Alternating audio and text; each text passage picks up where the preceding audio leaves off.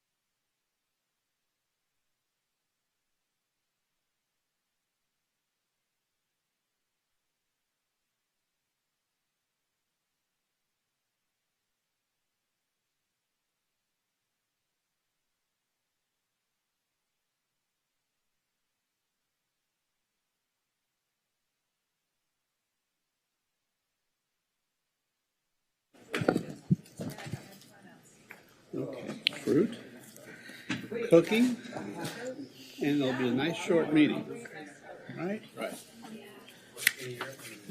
1, 2. Where are we missing? Oh, someone got honey over here. Oh, yes, thank you. All right.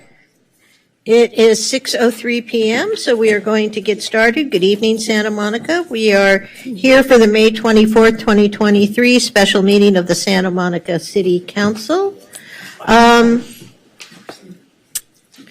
Let's see, who should I pick on this evening?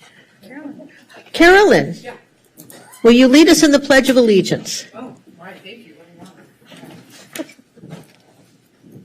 want? I pledge allegiance to the flag of the United States of America and to the republic for which it stands, one nation, under God, indivisible, with liberty and justice for all. Thank you, Councilmember Terosis. First one. Oh, really? Yes, I'm always late. There you go. That's right. No good deed goes unpunished. All right. Ms. Decade Wisner, may we have the roll call, please? Councilmember Zwick is absent. Councilmember Para? Here. Councilmember Brock? Here. Councilmember Terosis? Here. Councilmember Delatorre? Here. And Mayor Pro Tem Negrete? Here. And Mayor Davis. Here. We have 6 folks here. We have a quorum, and we will get started. So we don't have public input, is that correct?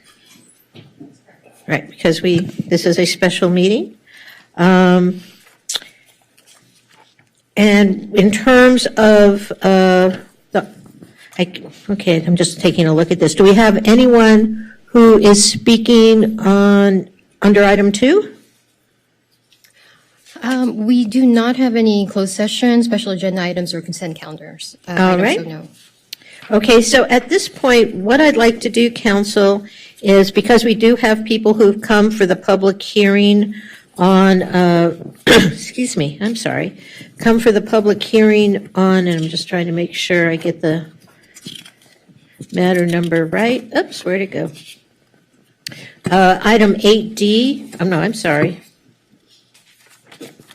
Sorry. No, 12A. 12A. We have folks who are here for the public hearing, 12A Government Code, Section 3505.7, public hearing on impasse. I'm going to move that we hear that item before all others, and we will take public input because that is a public hearing at the time we hear that. Then we will move to the appointments to boards and commissions. Then we will hear the proposed ordinance, and then we will have our continued budget session at the end. That's my motion. Second. All right, moved by Davis, seconded by Terosis. We can do this via voice vote. All those in favor say aye. Aye. Opposed? Abstentions? All right, so we have now rearranged the agenda. So I think that takes us to the 12 item.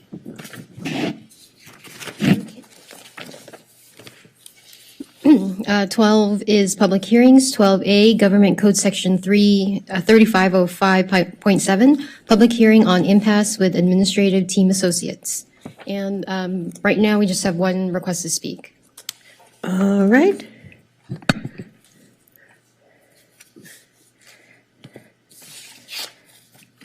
So I think the way we're going to do this, sorry, I'm just getting organized here. I think the way we're going to do this is, before we begin this, we are each going to disclose any ex-parte communications we have. We are sitting in our quasi-judicial, as a quasi-judicial body here, so any ex-parte contacts with any representatives of the group, particularly administrative team associates. Then what we'll do is we'll have the staff report, and then we'll have questions of staff. We'll have the city representative first, ATA second. Each party will have 20 minutes, including rebuttal. So when you come to speak, let us know how much time you want to set aside for rebuttal, and we'll conserve that for you. That point, we'll have public comment on the matter. Then we'll have rebuttal, and then we will launch into discussion. So are we all clear on that order of business? All right, so I think we'll just go around the horn, if you don't mind, and let us know if you've had any ex-parte communications. Councilmember De La Torre. No communication. All right, Councilmember Torosis. I have not had any ex-parte communications, and also our mics are not working, so the public might not be able to. Oh, yes, so we're in request to speak control, so apparently I'm now controlling. So I have not had any ex parte communications with any members of this dispute tonight. Yeah, sorry. Mayor Pro Tem Negrete. I have not had any ex parte communications. All right, Councilmember Brock. No communications whatsoever. All right, Councilmember Parra. I have not had any communications either. All right, and I also have not had any communications. So now that we've made those disclosures, we can launch into the staff report. I'll kick off and provide a brief introduction. So good evening, Mayor, Mayor Pro Tem, and City Council. I'm going to provide a brief introduction of the public hearing that will be conducted this evening. This public hearing concerns the impasse over the City of Santa Monica's proposal to revise the minimum qualifications for 3 job classifications that are represented by the employee organization administrative team associates. The 3 positions are as follows: technology training coordinator, engineering support services administrator, and software developer. After several meetings, the City Human Resources Department presented ATA with the city's last, best, and final offer on February 15th, 2022. ATA did not accept the city's offer, and on March 7th, 2022, the city declared impasse in the parties' negotiations. ATA then requested that the parties' impasse be referred to a neutral fact finder. The parties participated in a fact-finding hearing before the neutral in August and October 2022. Thereafter, the fact finder issued an advisory recommendation along with a dissenting position by the city. The city ordered the fact-finding report and dissent published, and the city made the report along with the attachments publicly available on the city's website. Upon conclusion of the public hearing, the council will have 3 options to deliberate on. First, impose the terms of the city's last, best, and final offer, in which case the city will implement the proposed revisions. A motion, second, and majority approval would be required. Second option. Oh, that was my fault. No problem. Second option, direct staff to reopen negotiations with ATA according to the direction the council provides, whether that direction aligns with the fact finder's recommendations or otherwise. Again, a motion, second, and majority approval would be required. And the third option, do nothing, in which case the status quo would be maintained and the minimum qualifications for the 3 classifications will remain as they are. This could take place by making no motion or making a motion to maintain the status quo with a second and majority approval required. Mayor, you've already outlined the procedure for this evening, so I'll turn it over to you to open the public hearing.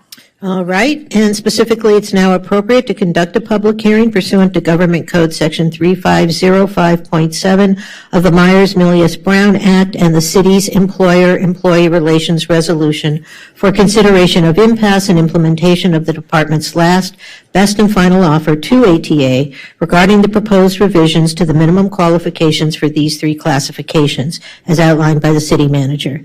Again, I have already outlined a procedure. But I just want to remind everyone you'll have a total of 20 minutes, so if you want to save time for rebuttal after the public comment, you'll need to let us know that before you begin your comments at the initial part of the hearing. So at this point, I think the city's representative will be coming up. I'll ask everyone who comes to the mic to please identify yourself, who you are, where you come from. Not in the generic sense, but why we're hearing from you at this point in time, and because we do have people who are watching on YouTube and on the city's TV channel, we want to make sure they all know who you are as well. Thank you very much. Microphone. I turned it on, but it's not. Too far away from the microphone. There you go. Now it's green. It's green. Good. You're good. Thank you, Mayor Davis, Mayor Pro Tem Negrete. My name is Alex Volberding. I'm the city's representative in this matter. I'm an attorney at Liebert Cassidy Whitmore. I've represented the city in the fact-finding to date and will represent the city here this evening. The fact-finding this evening concerns, as you mentioned, the proposal to revise the minimum qualifications for these three positions. I should also say I'll reserve the balance of my time for rebuttal if that's a sufficient way to approach this issue. Yes, you have 20 minutes total. I believe there's a timer in front of you. I don't know if it's working. Okay, so whatever time you have left, If you use all 20 minutes, you're done. Thank you. So the fact-finding today concerns the city's proposal to revise the three classifications that you mentioned. The city's proposal is to provide an alternative means by which to satisfy the minimum qualifications for employment in these positions. Currently, each of these positions requires an individual to possess a college degree. The city's proposal is to revise that minimum qualification to provide an alternative means by which to satisfy the minimum qualifications by demonstrating additional relevant professional experience above and beyond what is currently required. The city's request of you this evening, council members, is to vote to impose the terms of the last, best, and final offer that the city has made to ATA in February of 2022. The terms of that proposal are as I described. For these three positions, the city would be allowed to consider candidates who have demonstrated their capacity to competently perform the job duties in these classifications through and by additional professional experience as opposed to by possessing a college degree. The terms of the city's proposal are limited. They're limited to these three classifications at issue, not any other ATA classification. The terms are reasonable. The fact-finding reports identified no harm sustained by ATA or ATA members as a result of the proposal. And furthermore, the terms are necessary. The terms are necessary in order to allow the city to recruit from the largest pool of qualified candidates in each of these classifications. The terms are necessary in order for the city to compete in this very competitive job market with employers who potentially do not require college degrees for individuals to perform duties comparable to these. In terms of the kind of development of this proposal, the city initially proposed these revisions in the advance of opening recruitment for the hiring in these positions. The city followed its standard procedure. It notified ATA of the proposed revisions. the city developed the proposals in conjunction with the city departments that employ individuals in these classifications.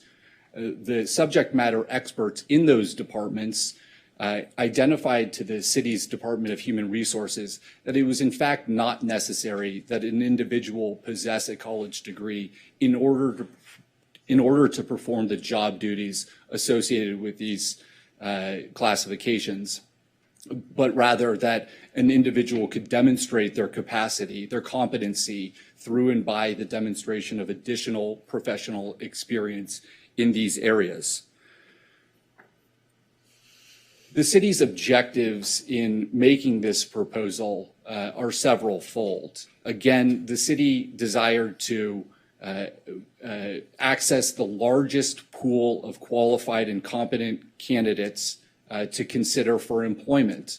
The city made that proposal in order to benefit the city departments that employ individuals in these classifications, which would benefit the city generally and the public as well, which benefits from the city employing the most qualified individual in each of the classifications at the city.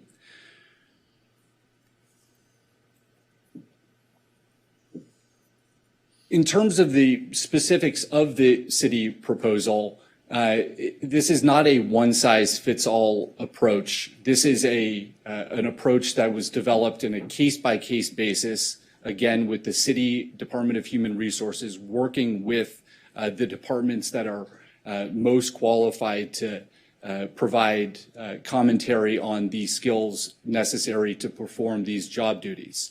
In terms of the Engineering Support Services Administrator, the city worked with the Department of Public Works and the subject matter expertise in that department, which determined that 4 years of additional expertise would be sufficient in order for an individual to meet the minimum qualifications by way of experience rather than education. A slightly different approach was pursued by the Information Services Department. The subject matter experts in that department recommended that 2 additional years of relevant professional experience above and beyond what is required in the class specs now would be sufficient for an individual to demonstrate their capacity, their competency to perform the duties in those 2 classifications, the technology training coordinator and the software developer classifications. And so the city Department of Human Resource, working with the appropriate city departments, made these proposals after specifically analyzing the job duties in each of these classifications, as well as the experience that could substitute for a degree in order to consider a candidate for employment. It's important to understand what this proposal is not. This proposal is not a one-size-fits-all approach for all each of the 3 classifications before you today, nor is it a one-size-fits-all approach for all other ATA classifications.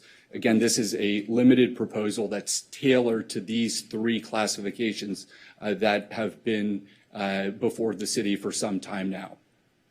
The city's proposal is not an attempt to devalue ATA as a bargaining unit or ATA members. The city's proposal would not disqualify any ATA members who are currently employed by the city from employment. It would expand access to employment in ATA represented positions. The city believes that this will benefit the city and the public at large. In terms of the bargaining that got us here, again, these proposals were made, some of them more than 2 years ago. The city has been unable to recruit for candidates in these classifications because of the impasse that we are still subject to. After making the proposals, notifying ATA of the proposals, the city met and conferred with ATA between September 2021 and March 2022, met and conferred with ATA in good faith listened to ATA's proposals, responded to ATA's proposals as to why their proposals did not work for the city and didn't address the city's interest in making these changes. In terms of what those proposals were that the city considered and ultimately rejected, the first proposal that ATA offered was, in fact, to allow the city to make the changes that it proposes to make with these three classifications. But rather than limit the changes to these three classifications, ATA would have allowed the city to make these changes with respect to all ATA represented classifications. In exchange for allowing the city to do that, ATA sought an 8% salary increase for each city employee who met the minimum qualifications by way of demonstrating possession of a college degree, and an additional 4.8% for individuals who possessed a master's degree. Despite the fact that the fact-finding report identified no actual harm and only potentially speculative harm to ATA, ATA requested these amounts. The city objected to this proposal for several reasons. It's overbroad. It addressed classifications that were not at issue. Again, the city's proposal is limited to the three classifications before you today. Furthermore, it would have created a situation where we're treating employees who are performing the same job duties differently, based solely on the means by which they qualified and satisfied the minimum qualifications for employment in that position. This is going to create a situation where the same employee performing the same work is going to be treated differently depending on whether they have a college degree or not. The second proposal that the city considered was a proposal, again, to revise the minimum qualifications. Here, ATA indicated a willingness to revise the minimum qualifications, but requested that the city require at least 4 years of additional relevant professional experience. As we saw with the technology training coordinator and the software developer position, the subject matter experts in the applicable department, in this case ISD, determined that only 2 additional years were necessary. So the city rejected that one-size-fits-all approach in favor of an approach that examined the actual qualifications on a case-by-case basis. In terms of the continuation of bargaining, again, as the city manager mentioned, there was a last best and final offer made in February 2022. Impasse declared in March 2022, and then post-impasse proceedings, which is when I became involved. We had a hearing in August and October. The fact-finding chair issued a report which again identified no actual harm to ATA members as a result of the city's proposal, but nevertheless recommended that the city be allowed to revise all of the classification specifications in ATA represented positions to eliminate the college degree requirement, and in exchange for that, provide all of the ATA represented employees who possess a college degree a 3% increase. It was kind of a split the baby approach to fact-finding. The city dissented from that recommendation for the same reason it opposed the ATA proposal, which was similar to that. It's overbroad. It affects classifications that are not at issue before the fact-finding panel, that are not at issue before you today. It also would create this inequitable situation where we're treating employees who perform the exact same work differently just based on how they satisfied the minimum qualifications for employment in that position. We think that approach is wrong, as we thought that the ATA proposal that was comparable to it was wrong, and we can discuss that in more length later. The city, in kind of conclusion here, the city is requesting that the city council implement or impose the terms of the last best and final offer that the City Council authorized the city to make in February 2022.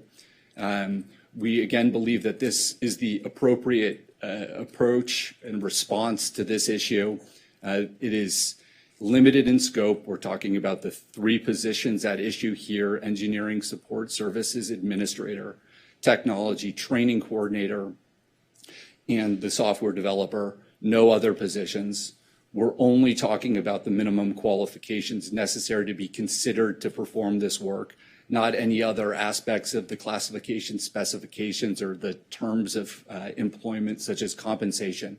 So it's targeted, it's tailored, it's the appropriate way to address this type of issue. Again, it's necessary for the city to recruit in this tight labor market. Our competitors in the area may be hiring individuals who are performing similar duties, but have a certificate from Google to perform programming work. Yet at the same time, we're not considering those capable and competent employees for the software developer position, for example. It's also fair and reasonable. Again, the fact-finding chair identified no actual harm to any ATA member associated with the city's proposal. The city's proposal will ensure that the city continues to treat employees who are performing the same job duties in the same manner and compensate them accordingly. Final slide. Again, just reiterate the request. The city requests that the City Council here this evening vote to impose or implement the terms of the city's last, best, and final offer. Remove these unnecessary barriers to employment that are precluding the city from even considering capable and competent individuals just because they haven't graduated from college. This will allow the city to select from the largest pool of capable and competent candidates and select the most qualified individual. This will serve the city department's interests that employ these individuals. It will serve the city's interests, and it will ultimately serve the public's interest. Thank you.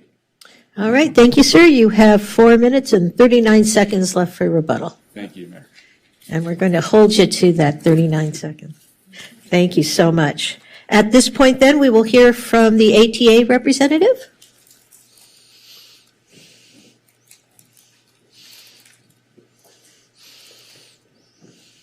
My name is Benjamin Steers. I think you wanted to know where I came from. For those that don't know me, I've been around a long time, so may know me as Benji Steers.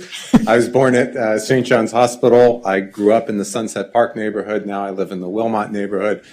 This year I'll be observing my 20th year working for the city of Santa Monica, but essentially I've been here a lifetime. So where did I come from? Not very far away. So I'd like to start off by, there seems to be a lot of confusion. Yesterday we were told this hearing was supposed to start at 5:30. The agenda said 6 o'clock. The information that I got from the city clerk's office today said this item wasn't going to be held till approximately 7:45. So many of our staff members are still working. For instance, our libraries are still open, and the attorney that we had hired is not here yet based on that timing. I also communicated multiple times with our chief people officer to try and discuss what this format was. The original timing that I was given was 10 minutes, and now today I'm heard that it's 20 minutes. So I'm thoroughly confused as to what this process is and think that we're being treated unfairly in that. But let me begin.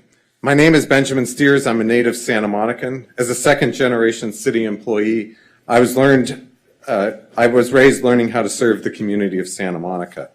I sat in these same chambers more than 40 years ago as a second grader and listened to the mayor speak. My parents still have my report at home, complete with my crayon drawing of City Hall. It was a good thing I didn't become an artist. Please don't let this little boy down. My father is an immigrant to the United States and worked hard along with my mother to send me to college. Although I never thought I'd follow in my father's footsteps, after college I found myself working for the city, and this year I'll celebrate my 20th year. I'm not here just for myself. Will all of the other ATA members raise their hands that are in the audience? I've been president of the Administrative Team Associates much of that time and on the board since 2007. We 100% support the city's attempt to remove any unnecessary boundaries to entry. The issue is that the college degree is a negotiated item. When the city originally determined the bargaining units, the major differential was that we were exempt employees with a college degree. This requirement has stood firm for many years. During ATA negotiations in 2016, the city proposed removing the college degree requirement. At the end of negotiation process, the college degree requirement was left unchanged. The city gave up some things, and so did ATA to reach an agreement. Both the city and ATA have negotiated the contract 3 more times since the city's initial proposal in 2016 to remove the degree requirement. That degree requirement still stands. Outside of the negotiation process for a successor MOU, the city started submitting job classifications with alternatives for the college degree requirement. Numerous times ATA submitted alternative proposals. Not once did the city change its proposal. The city declared impasse, and we followed the legal process spelled out by the Myers-Milius-Brown Act, which requires public employers to meet and confer in good faith with employee representatives about matters that fall within the scope of representation. The process ended with a fact-finding report, which is before you tonight. There are some important things to remember about the facts presented before us. We've asked the city what the barrier is. The city has been unable to demonstrate that there is a barrier in regards to equity. The fact-finding report on page 10 stated that the city has asserted the interests and welfare of the public as the main reason for the modifications of the minimum requirements for the 3 classifications in question. However, the fact-finding report concluded that while this is a credible assertion, a college degree does not ensure competence, and competence can be certainly gained by real-world experience. There is no evidence on the record herein that this result would be the case with these 3 classifications. ATA, by looking at the audience, is already a very diverse bargaining unit and covers multiple genders, races, and ethnicities. There's really no shortage of potential candidates who possess a college degree. As a matter of fact, undisputed evidence was introduced at the fact-finding hearing when the city actually implemented their proposal to eliminate mandatory college degree requirement minimum entry for the technology training coordinator, which is one of the 3 positions that we're discussing today. The city received a total of 34 applications for the position, of which 30 positions had been conferred a bachelor's degree or higher. The remaining 4 candidates possessed an Associate's of Arts degree or some college units. The city and ATA spent lots of time and money on this fact-finding process. We both invested in the process, and this is not the time to disregard all of the effort and reasonable recommendations by a majority of the fact-finding panel.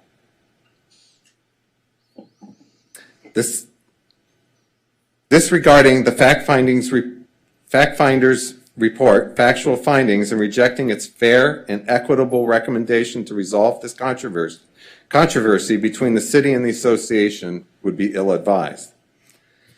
The city will tell you it's just for these 3 positions.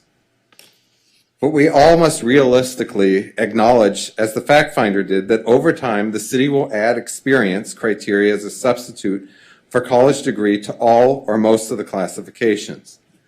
Understanding that this controversy between the parties will continue, the fact-finding report also recommends a reasonable solution to address the long-range relationship between the parties. When the city compares total compensation to other municipalities, the lack of having a college degree will result in lower salary comparisons, since most other municipalities still require the college degrees for jobs like ours. Our nearest comparable city, Culver City, pays a bonus for equivalent positions who have a college degree. The city values education through a tuition reimbursement program. Employees who wish to get a degree or a second degree can apply, and the city will mostly pay for it. Important to note, the city already pays other bargaining units for having degrees. Our members have made a personal sacrifice by delaying entry into our workforce, racking up student loan debt to attain a degree. By providing an education bonus, we're acknowledging their sacrifice and inspiring others to enhance their education. I want all of you to remember back when you decided to run for council. You probably attended a presentation and read about what the requirements were and met those requirements to be ready. That's essentially what's happening here. The requirements are changing when the job opens. If the tables were turned and the fact finder agreed with the city, the city would be stating the same things I am regarding the adopting of a factual findings and reasonable recommendations of a neutral fact finder after he considered all of the evidence.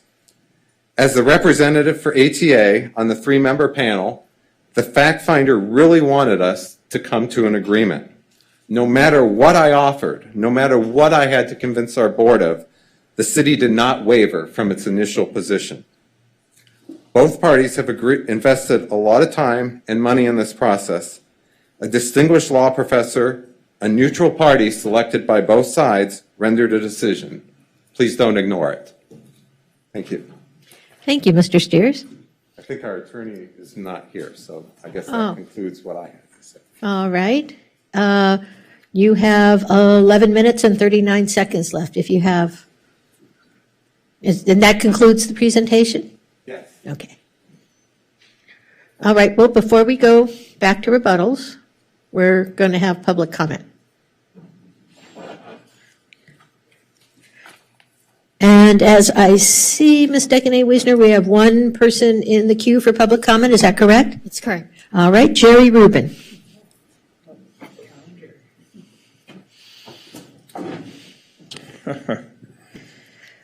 Well, thank you very, very much, Mayor Davis, Mayor Pro Tem Negretti, council members, city staff, fellow Santa Monicans. Just coming from picketing to support the Writers' Strike Union, big union supporter. So is my late wife, Marissa, but I don't understand the union's position on this. In fact, I kind of thought that the union would have been arguing for this change years ago. It would seem more progressive to me as a union argument. So things are changing. Experience is education. With COVID, people have to get out and find a job.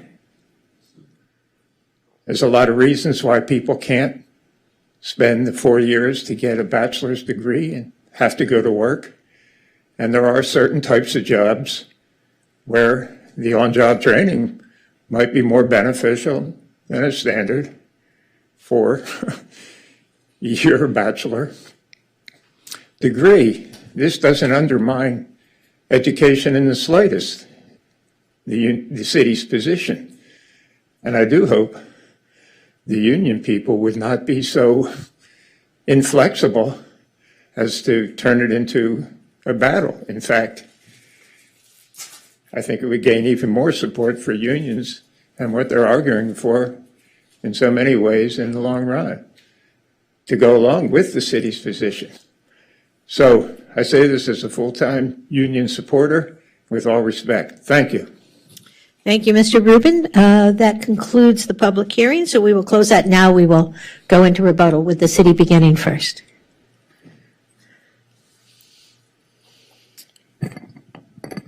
Thank Sorry, you. let me set the timer. So that was.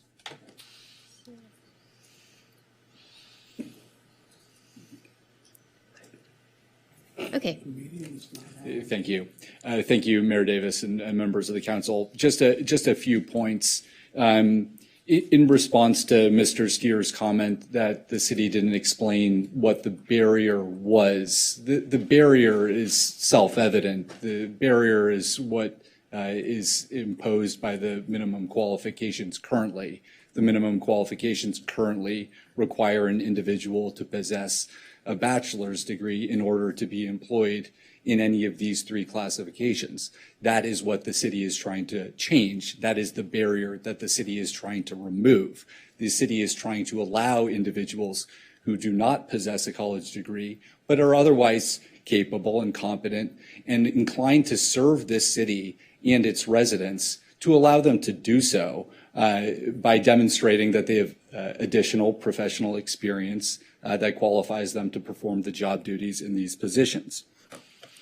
In terms of Mr. Steer's comment that ATA bargaining unit is very closely associated with the college degree requirement, I would just like to note that there are at least 3 ATA represented classifications that ATA has previously agreed do not require a college degree, including the custodial services administrator position.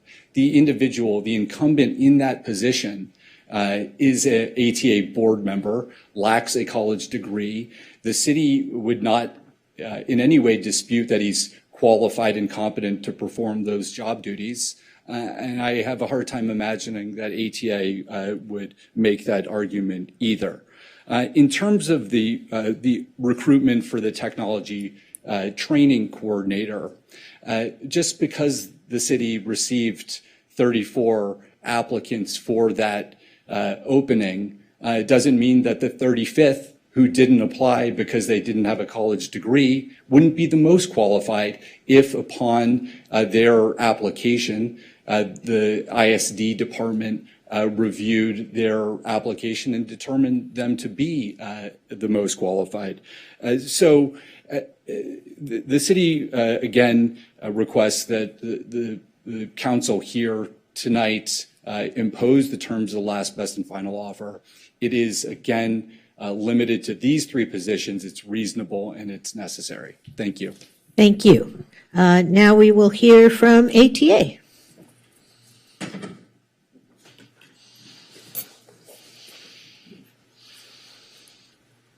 I just wanted to make 2 notes, and then we have 3 more people that can use up the remaining time. I wanted to point out that the city already pays differently in other units. So there are other bargaining units that already exist in the city where people are doing equivalent work. And if those people have a college degree, they are getting a bonus that's significantly larger than 3%, the original 12.8 that we had asked for. And it was also pointed out that the city was restricted in filling these positions. We did allow and did work with the city. We have temporary employees or employees acting in other positions. So we did not hold back and allow the city not to fill these positions to get the work done. At this time, I'd also like to be able to call up Alex Mendoza, who's on our board, and he'll speak next, and then we'll have Lisa Jackson, followed by our attorney, Richard Levine. All right, thank you. Hi, so good evening, members of the council, honorable mayor, and the city staff. So my name is Alex Mendoza. I'm a public service administrator with the police department. I oversee the traffic services unit here for the city of Santa Monica. I am also an elected board member of ATA, or Administrative Team Associates, which is here before you tonight. I also wanted, most particularly, I wanted to speak a little bit, provide a little bit of perspective regarding our membership and the sacrifices our ATA members have made in obtaining the education that they have now in order to be able to do the job that they do. So I have worked myself in municipal government for nearly 20 years, and I started my public service when I was 17 years old, and I was hired as a lifeguard in the municipal government. So very early on when I started working, I made the choice that I was going to hold back on working full-time because I wanted to increase my skill set and my knowledge base to be able to be a better employer, a better public servant, and also contribute better to governance here in our local city. So I went ahead and I continued to pursue my education in lieu of entering full-time into the job market. So a little bit about myself. So both my parents were immigrants to this country. Both themselves came with a very limited education and financial means to be able to help me go to school. As you can imagine, going to college was not easy. And it was not an easy choice to make that when I initially started my college education. So I initially had to work multiple jobs. Obviously, I had to take student loans out while I was an undergrad student at UC Irvine. I eventually graduated and became the first member of my family to go to college. Shortly after, I was hired full-time, and a couple of years later, I made the decision I was going to continue my education and go back and get a graduate degree in public administration. while working full-time. So although me and my fellow bargaining members have no issue with removing barriers to entry, as you can see from my story, members like myself have spent a significant amount of time and financial resource towards attaining an education. I also bypassed the opportunity of having more years of service to increase my analytical skills, my writing abilities, and my formal training in governance, which I assure you I could not do my job without the skill set today. Not requiring an incentive for education takes away from the notion that an educated workforce contributes to good governance. And that's one of the big issues that we have with this, is that I'm asking you to support the recommendation of the arbiter to incentivize future employees to continue to pursue their education. The education bonus will compensate those members who have already invested the time and money into increasing their education and, of course, contribute to what the city is today. Thank you. Thank you.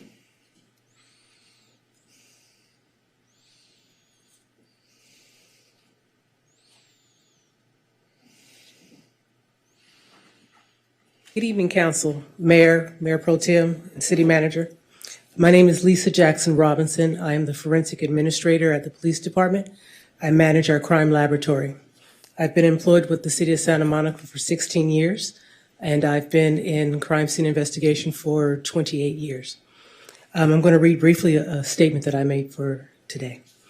Higher education has long been a measuring tool used by both private industry and public sector in this country, in this state, and the City of Santa Monica.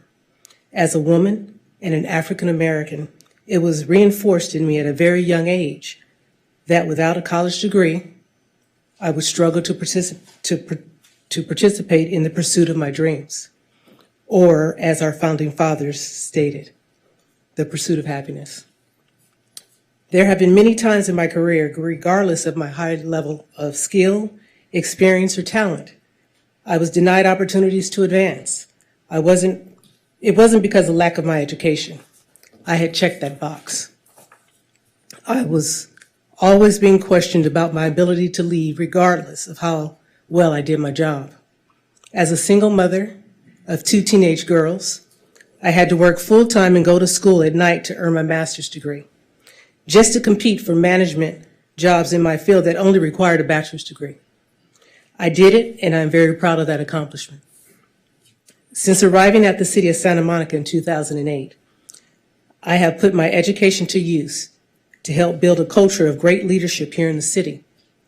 This is evident by the Santa Monica Police Department's crime laboratory being the first municipal crime scene and latent fingerprint laboratory to become fully accredited in Los Angeles County, and only the 3rd in the state of California. Without having a competent, experienced lab director, me, who possessed an advanced degree, this would not have been possible because the accreditation board required an accredited laboratory to be ran by a technically sound director with an advanced degree.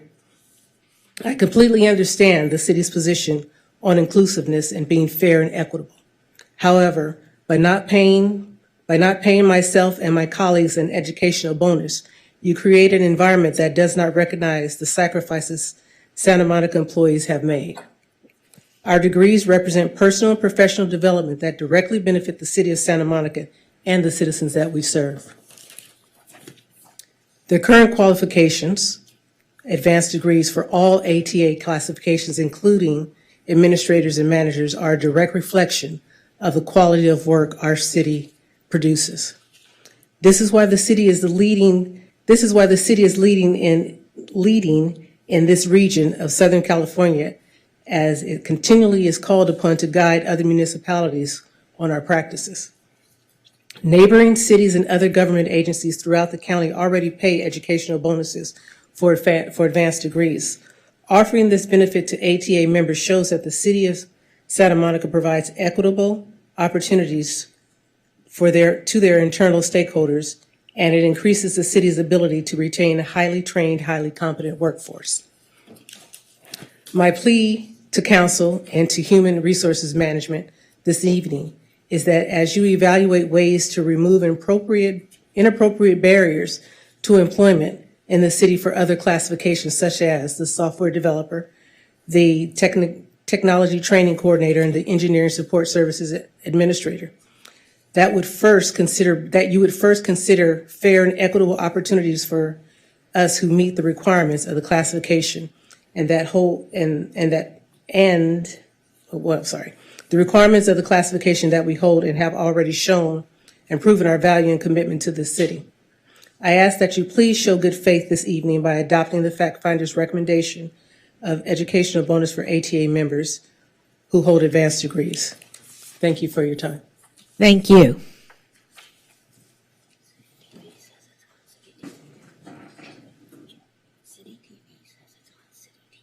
Good evening, Mayor and City Council persons. My name is Richard Levine. I'm the attorney for the ATA that represented the association at the fact finding. I think that it would be useful in terms of your deliberations in this matter and the weight that you place on the fact finder's report to know a little bit about the background of Anthony Miller, who was a neutral chairperson in this matter. I would start by saying that Mr. Miller was not chosen by merely striking names on a list of potential hearing officers. He was mutually agreed by both sides, namely because he has an excellent reputation in the field of labor relations and known as a very fair, thoughtful, and sensible hearing officer. Just by way of credentials, Mr. Miller had taught public sector labor relations at Pepperdine Law School for about 43 years. For about 30 years, he was a hearing officer for the City of Los Angeles Employee Relations Board, for the Los Angeles County Employee Relations Board, and for the LA County Civil Service Commission. In addition, probably for the last 12 years, Mr. Miller has been a board member to the Los Angeles City Employee Relations Board, where he was appointed by the mayor and confirmed by the city council. Lastly, Mr. Miller has been a board commissioner with the Los Angeles County Employee Relations Board for about 8 years, and consistent with his duties for the LA City Employee Relations Board, participated in the resolution of disputes concerning the wages, hours, and work conditions of city and county employees, and determined the validity of unfair labor charges, as well as oversaw requests and the resolution process for fact-finding disputes as the one that we're addressing today in the city of Santa Monica. I might say that the statutory qualifications for a member of either the LA City or LA County Employee Relations Board is governed really by the same statutory principles and qualifications, namely the members must have expertise in the field of employee relations and possess the integrity and impartiality to protect the public interest as well as the interest of the county and city. And indeed, in terms of undertaking his assignment in this case as the impartial chairperson, we firmly believe that Mr. Miller did exercise the requisite expertise, knowledge, impartiality, of which caused him to be selected by both sides. Consistent with his reputation, after careful consideration of all the evidence that was submitted by both sides, all the information that may have not risen to the category of, quote, evidence, all the arguments, all the contentions, the closing briefs by both sides, it was Mr. Miller's considered and strongly held opinion that this matter should be resolved and should be resolved in the context of the two recommendations. Go ahead and finish your thoughts, sir. Both with respect to the short-term solution of an equitable and fair resolution of the minimum qualifications for the three positions at issue, as well as the longer range relationship between the parties, which is certainly anticipated to involve more changes to the minimum qualifications of applicants with respect to substituting work experience for college degree. And lastly, I will say that in Mr. Miller's report, he clearly upheld the authority and right of the city to make a decision that the city wanted to change minimum qualifications. But on the other hand, he recognized that there was as he said, a genuine and credible concern by ATA that the continuation of the substitution would lead to a vitiation of college degrees and the economic power of the association. Thank you very much for the extra time. Thank you. All right. That closes the public hearing. Do we have any questions from any council members? All right, Mayor Pro Tem Negrete. Let me see if this, now try pressing it again. There we go. I don't really know who it would be addressed to. So listening to the information, I was just wondering if there was any fact finding around the statistics as far as having a college degree in those positions and not having one and the difference. It sounds like there was 34 applicants, 30 of which did have a college degree, 4 didn't, it sounds like. But do we have any evidence based outside of City of Santa Monica that not having a college degree impacts that position somehow negatively? I don't know. And I'm not really asking this the correct way, but I'm hoping somebody understands what I'm asking. And I don't know if that's for you. I'm just looking at you. If you're looking at me, I can attempt to answer the question. So there were no fact finding. There was not a finding of fact on that matter. That was evidence introduced into the record. I do think, as I made the point earlier, that if you're looking at that recruitment, you're potentially just discounting all of those individuals who did not apply because they did not possess the degree.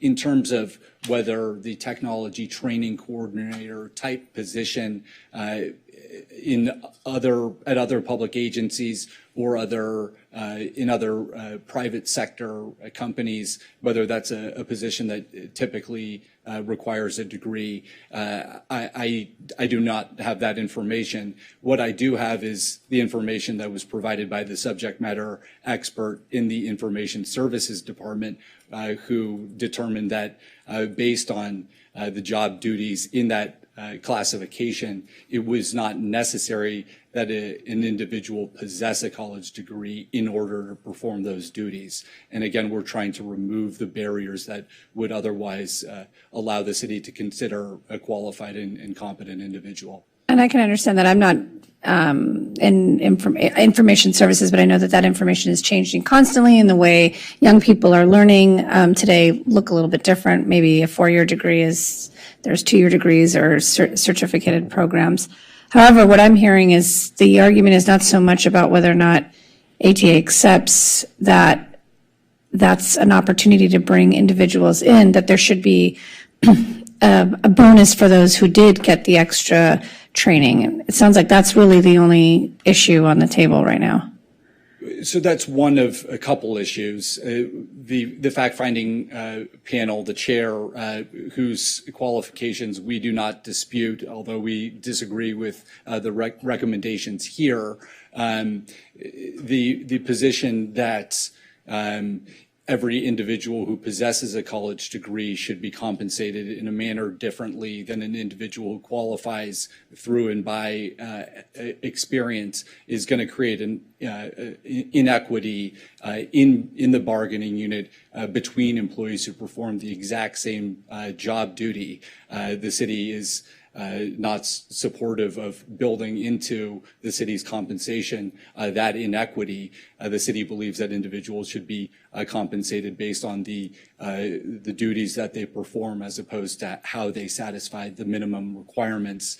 The city is not discounting the importance of education. The city will recognize and continue to recognize that as a pathway to satisfy the minimum qualifications for these positions. Another final point here is that the city doesn't believe in a one-size-fits-all approach kind of advocated by the fact-finding chair. For example, the forensic lab administrator position, where a kind of certification of the lab requires an individual to possess a degree, that's a great reason to maintain a degree requirement. So the recommendations advanced by the fact-finding chair and supported by the union would create some misalignment in terms of actual qualifications needed to perform certain ATA duties, including at the forensics lab.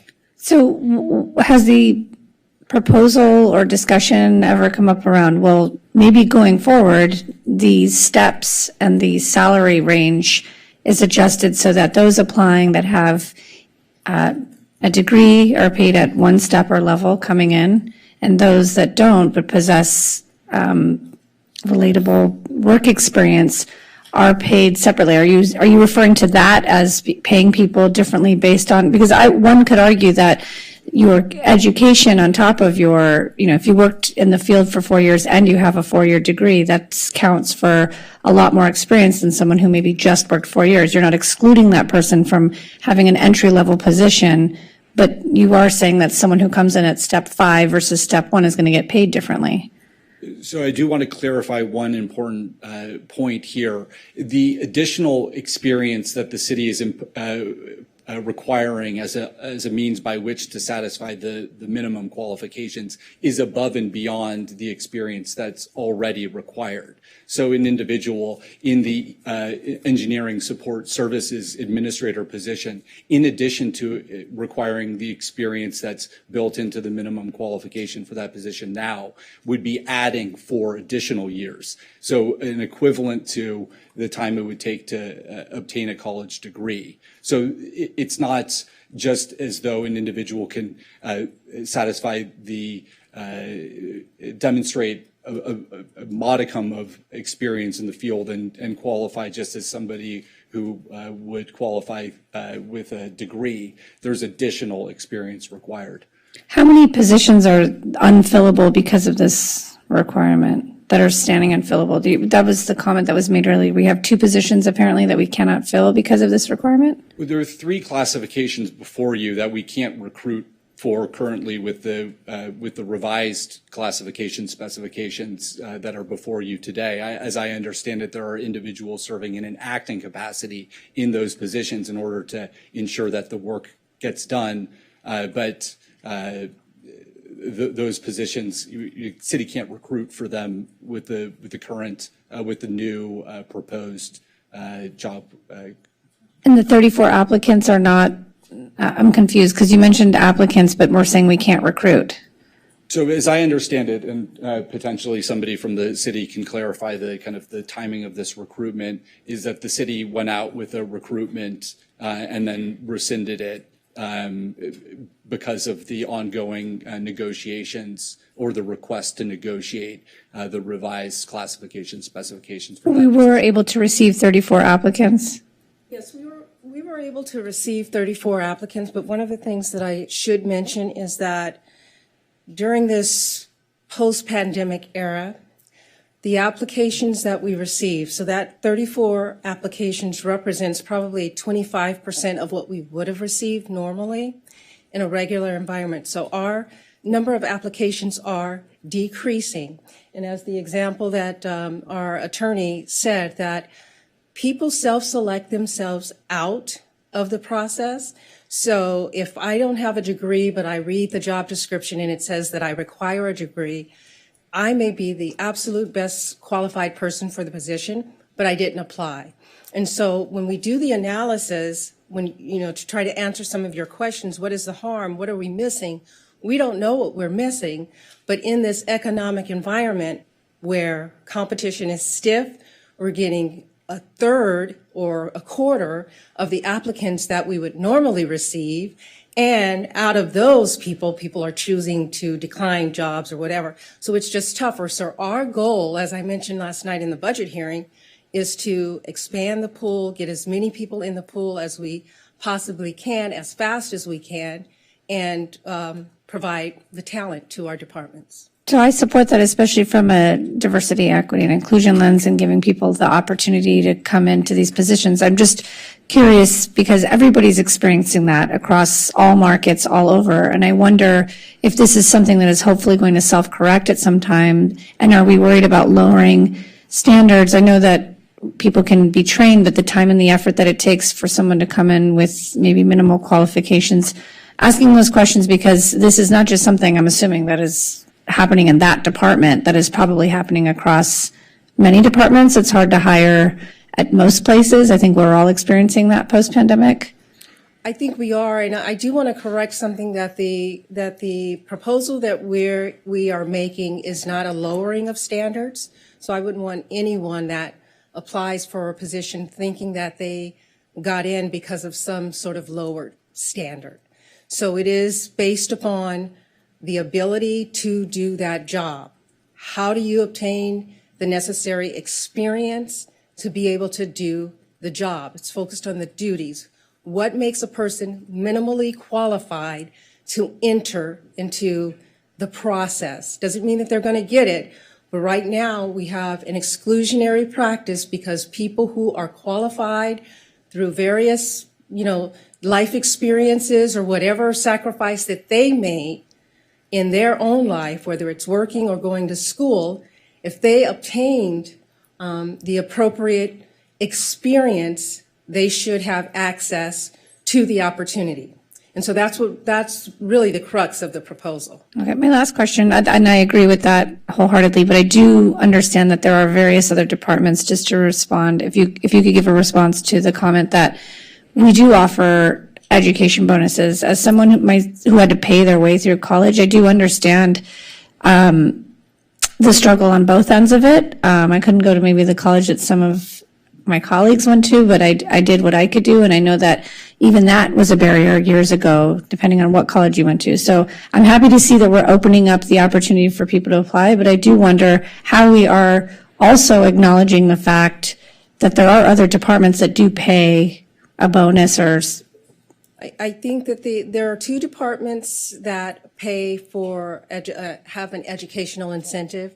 It's in our public safety, so police and fire. It's limited to that. That is it. And it's not an incentive for being minimally qualified, and that is a huge distinguisher. So we should not be creating a compensation system that pays people for being minimally qualified on top of the salary. For public safety, it is above and beyond what's minimally qualified. So if they have a master's degree, there's an educational incentive for that, but it's not required for entry into the job. Right, but is that going to exist for ATA, No. master, like if they go, does that exist for all departments if you go above and beyond? Nope, it does not. And I don't know if there's anyone from my labor relations team that wants to talk about that, but we have moved away from those type of supplemental pays for education. Okay, Across the board. thank you. Yep. All right, Say one last thing. Oh, of course. I wanted to respond to Mayor Pro Tem's comment about a compensation structure. You talked about the differences in inequity. We certainly would not want to create a compensation system that, as I mentioned before, pays for things that are minimally required to do the job, because it really does set up a structure. It's the very essence of inequity, because what we're saying is that we're valuing someone who made the sacrifice, and I'm a first-generation college grad. I know what that means to break a cycle or whatever and go to school. We're saying that that's more highly valued than someone who didn't make that choice in life. They worked instead, still trying to get to the same end goal of prosperity, gainful employment, et cetera, et cetera. That's what equity is. We all start from a different space in life. How we get to the end goal, we as an agency don't want to be in a position to block off that access. And I fully agree and understand that. We have that situation in my household.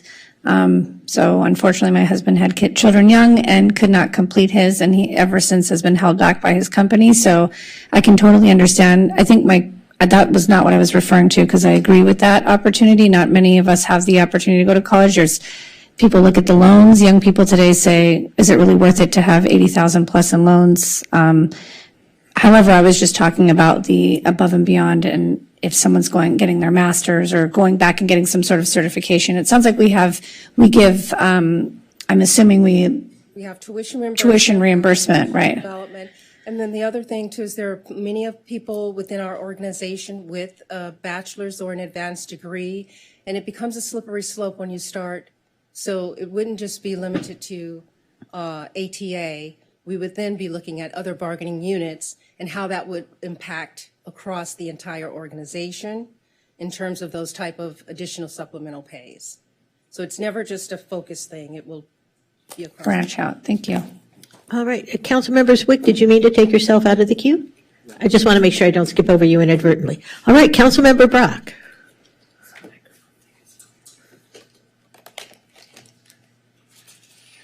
Oh. I'm waiting for a microphone. Yeah. Hit your button and see if it goes on. There you go. So I had a couple of quick questions in trying to understand this, and I don't know who the answer would be. But my understanding is I heard earlier in this conversation that this dispute started in effect in 2016 in the bargaining unit then. Did I miss that? I thought Mr. Steers mentioned that the city in negotiations had tried to do this since 2016 or introduced it then? That's correct. When we negotiate the contract, we all exchange proposals. For instance, we may ask for a certain salary increase, and the city may want to change some working conditions in our contract. And we go back and forth, and ATA drops proposals, and the city drops proposals. And at the end of that, they dropped their proposal to remove the college degree requirement. And that was in 2016? Correct. And So then my question, thank you. My question from our city team would be, so was there a job imbalance or shortage that's been going on for 7 years? I know post-pandemic, but if we've been trying to change this rule since 2016, were there the same job shortages then that didn't allow us to solve that problem over the last 7 years? So that would be my first question then, or second question actually. Good evening, Council. Sarah Rebensdorf, Senior HR Analyst in the Human Resources Department. 2016 was a long time ago, and no one here was at that table to negotiate that contract. However, historically, the whole idea of a best practice and getting the best pool of candidates has been something that the city was interested, whether or not we had recruitment issues at the time. But things have changed since then, which is why it is much more important to the city now than it was back then, which is why the proposals were dropped at several Right, but tables. my question is, if we started then, was there either a labor shortage at that time? We There was couldn't not. find anyone to work the departments? And then I guess my follow-up to that is if we had 34 applicants, for most people, for most jobs, that would be a good, healthy assortment of applicants for a job. So what is your norm that the city expects out of one of those jobs? City of If Santa- that question makes sense. Yeah, no, totally understand what you're saying. The city of Santa Monica is an iconic city. Historically, we receive 100 applications for one opening.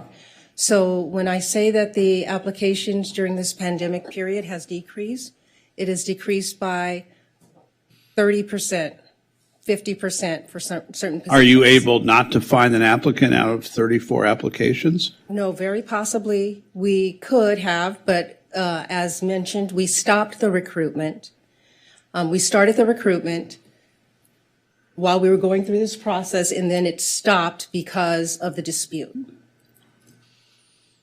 So, because what I hear across the board is that for most jobs in the United States, whether you're working at Wendy's or working for the city of Santa Monica, there are less applicants for jobs, which is one reason there is salary inflation right now.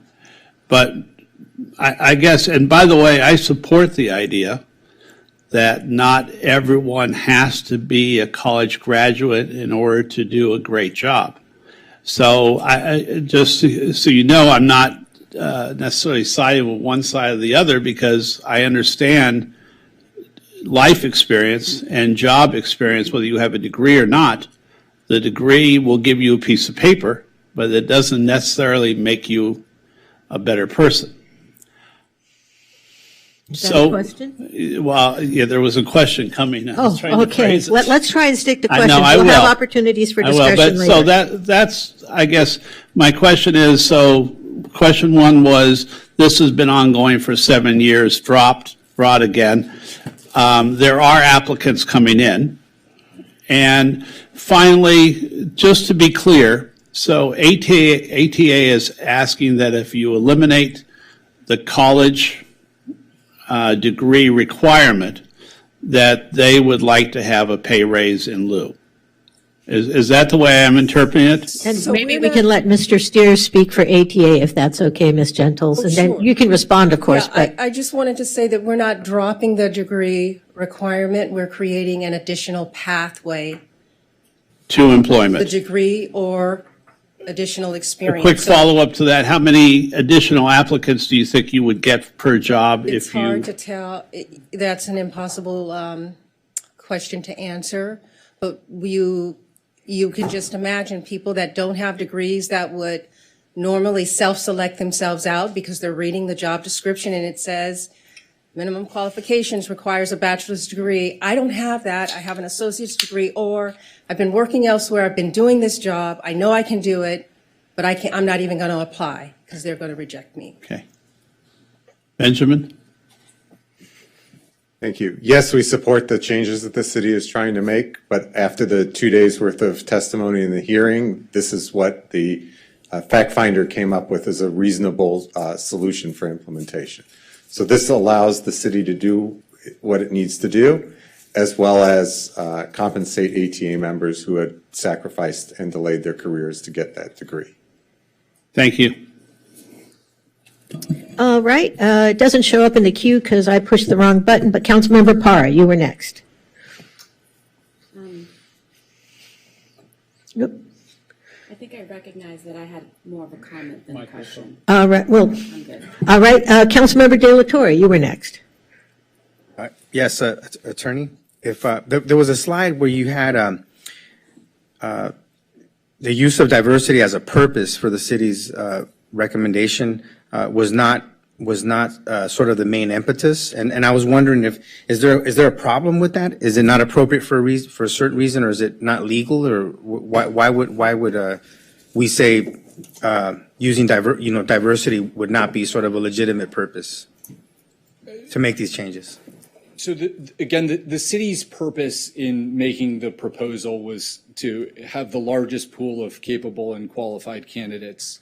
There may be a subsidiary benefit to increasing diversity amongst the city's workforce, but the city's principal objective is to serve the public interest, the city's interest, the city department's interest by finding the most qualified candidate from the largest pool of capable and competent candidates for employment. So it's a legitimate objective. Generally speaking, to increase and promote diversity. It is not the city's principal objective here. Yeah, no, I understand that, but I was just wondering, is it illegal to do that? Like, Is it? There are legal considerations. I won't get into legal discussion about what is lawful and not in terms of promoting diversity and quotas, whatnot. But again, the city's interest here is to find the most qualified candidates. Okay, great. I was assuming that the whole Prop 209 sort of argument, and I just wanted to clarify that that's what was going on here. One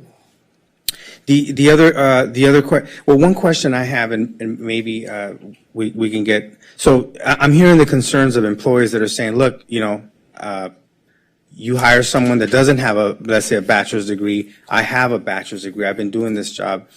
What foreseeable sort of conflict can arise in the workplace in terms of just workplace? How would you call it? Atmosphere, sort of the work environment. Like, do you see any?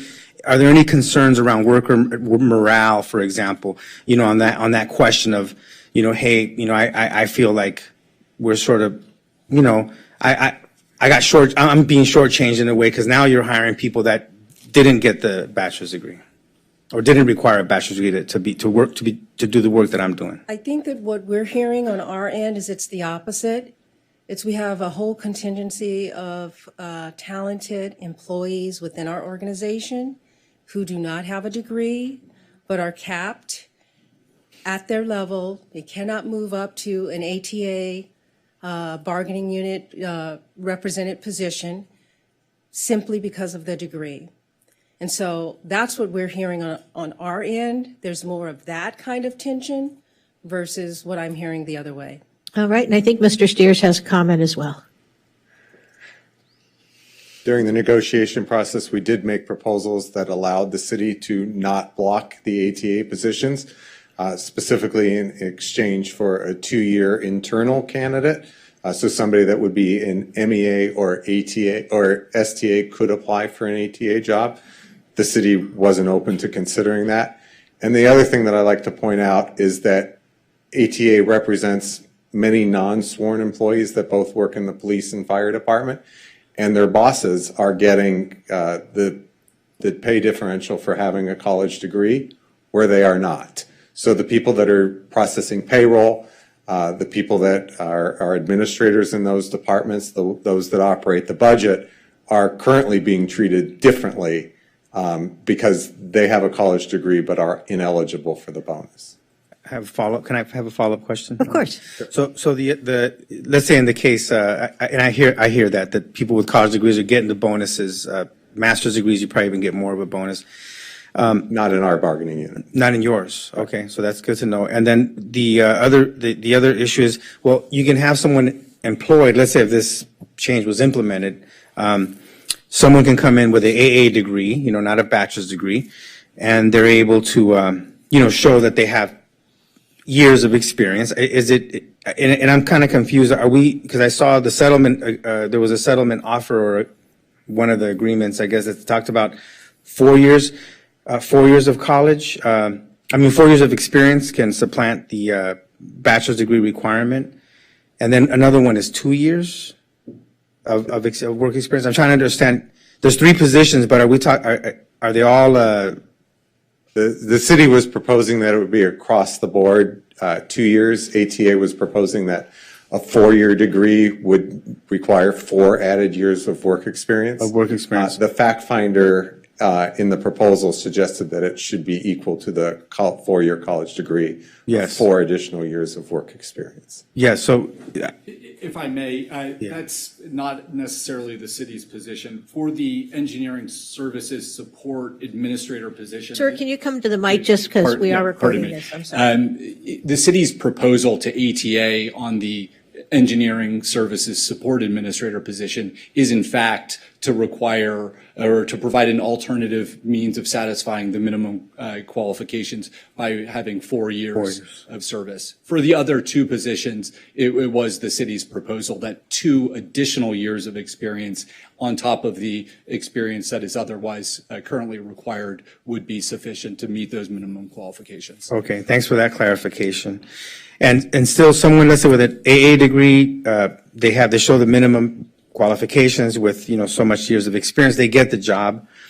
They still, what are some ways that they can boost their, they can boost their pay in terms of like, once you're already hired in the organization? I mean, they can still pursue their bachelor's degree and then they don't qualify.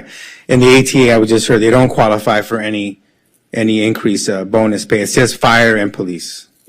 So just one point of clarification, for these positions that we're talking about today, an associate's degree would not qualify to meet the minimum qualifications. You would need a bachelor's degree. A bachelor's degree, okay. And there is no, for other type of training, for example, other professional development, because, you know, with these high-tech jobs, let's say software engineer or so forth, you know, there might be other ways to get the training. It's not, there was one company here in Santa Monica that was providing like a 9-month training program, and they were excellent. They're not here anymore, but I remember seemed like it was almost more rigorous than like going through like, you know, a college experience.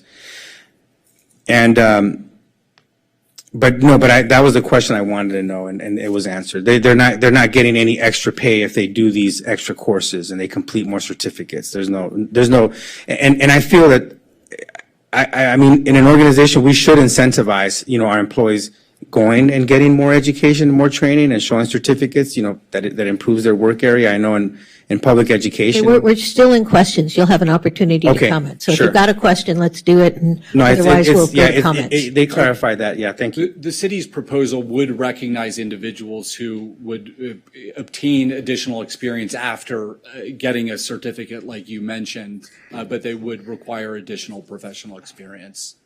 All right. Councilmember Terosas. Oh, of course, Ms. Rievendorf. So we do have lots of different incentives in our various MOUs for obtaining certificates. ATA has some in their MOU as well, more specialized to positions, but across other bargaining units outside of police and fire, we do have those types of incentives for our employees that are paid for. Along with what Lori mentioned, we do have professional development, and we also have tuition reimbursement. So there are other types of incentives. And the clarifying piece here that I think is worth repeating is that this is about being minimally qualified for the position. And so we don't offer in any of our positions, any of our classifications, incentives or bonuses for what you are minimally qualified for. So for police and fire, they have those bonuses because that is not a part of the minimum qualifications, but they have other incentives as well, including the educational incentive. Okay, thank you. Councilmember Terosas.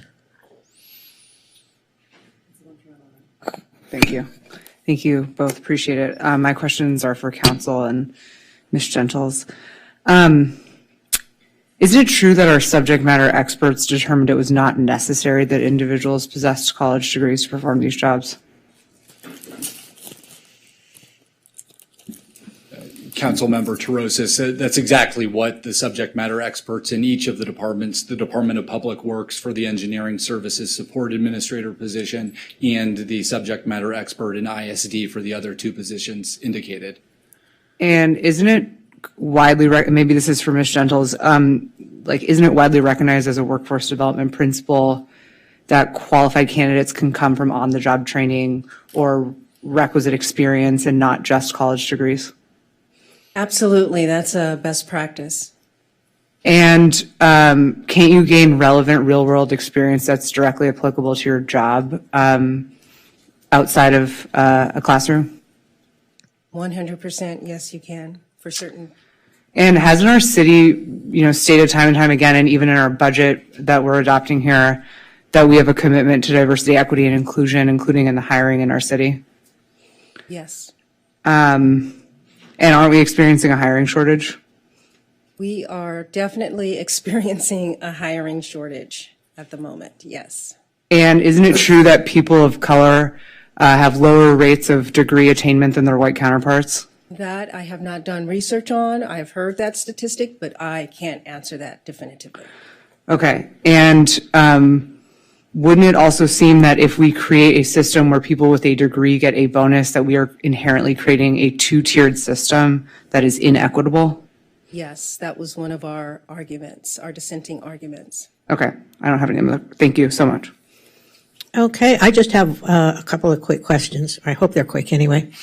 And I'd actually like to hear from both the city representatives and Mr. Steers on this. Is it fair to say that the 3 job classifications that we're talking about here today, that I know what our city subject matter experts say, but is it our position that you can do those jobs at a minimal level, understanding that more experience, more education, more chocolate chip cookies, whatever, but at a minimum level that those jobs can be done by people without college degrees, is that correct? That is correct with the additional experience. Right, that I understand, but I'm just saying for the minimal, you don't have to have a college degree to do those jobs. You may have to have some minimal level of experience, but you don't have to have a college degree. It's not necessary to possess a college degree in order to perform the job duties associated with those classifications, yes. Okay, and Mr. Steers, is that also ATA's position? I just want to sort of understand where the disagreement is. That is correct, that people can do those jobs without a college degree. We were asking for, and still remain, that a replacement of a college degree is 4 years of added work experience, not the 2 that the city proposes. And I'm also curious as to the subject matter expert. I don't believe that that subject matter expert is still working for the city. Okay. All right, thank you, sir. All right, that concludes the questions portion. I think we had some folks who had comments, so we're in the comments portion. If no one has any comments, then we can entertain a motion, or we can entertain a motion and then do comments. It's up to folks. Mayor Pro Tem Negrete. I just wanted to clarify, because I think we were sort of talking about 2 things, and we're just reiterating that it's the minimum qualifications to be hired, which is saying, okay, so 4 years of work experience, or apparently 2 years above and beyond that 4 years, and or a degree makes you eligible for the position. And it sounds like the argument is not that that should not be the case. ATA is willing to open it up to that, but rather that those that are already working there that have a degree, and those that, I guess I'm not talking about those that are applying, but those that are already working there with a degree should be compensated differently for obtaining that degree. And I just want to say it's a tough thing, because I can value both sides of it. But I think about my husband's experience. He has 25 years in a company, and he can't go any higher because of that. And unfortunately, he had 2 kids right out of high school and had to make sacrifices, so he couldn't finish his 4 years of college. So sorry for putting you out there. FedEx office. But so I can feel how he is so qualified. He is overqualified. He's more qualified than his boss, and it's been stated as so. But unfortunately, he's unable to make these moves because of that. So I understand what we're trying to do, because it makes it impossible for somebody like that who has 25 years experience to be able to have an opportunity. There was a little confusion, because I also was noticing, and I think Councilmember Brock followed up on what I was saying, was that is this shortage, is this really because we have a shortage of applicants, or is it also because we're trying to widen the pool of applicants in general? So I think when he was asking, what did it look like in 2016? I think what he was trying to say was, in 2016, did we not have this problem, and we're only now changing it because of something that has less to do about trying to find qualified individuals for this department, but rather because we're all I can't hire for my music store right now. So I think we're all searching for different ways to try to incentivize people to come to work and not work from home or do whatever else they're doing. So I think that is the other issue, is like there was 34 applicants, so therefore there were people applying for the job. I hear that you would rather see 75 applicants. I think that was the only part that was sort of still a question. I agree with all these other things that we're saying. It was just that one piece of it, like, we're in this impasse. Why are we in this place? Is it just because we're experiencing this now post-pandemic? Or is it because this is a change clearly we've been trying to make for years to broaden our diversity within the department, because we see that we're not really actually getting as many options as we'd like to have to hire? There was sort of a question and a comment, but you don't need to respond because you guys have both said, I think, enough unless you want to. All right, Councilmember Para. You're next. And actually, somehow I hit council members. No, stop touching your buttons, because when you do that, you take yourself out of the queue. So we have Councilmember Parr, then Councilmember Zwick, then Councilmember Torosis, and Councilmember De La Torre, even though that's not what the queue says, because you all are hitting your buttons. Can you hit your request to speak button again, because I don't see you in the list. There you go. Okay, thank you. So I wanted to make a comment. So as I'm a city employee, as most of you guys know too, so I'm a 25-year city employee. And so I can relate to what has been said here.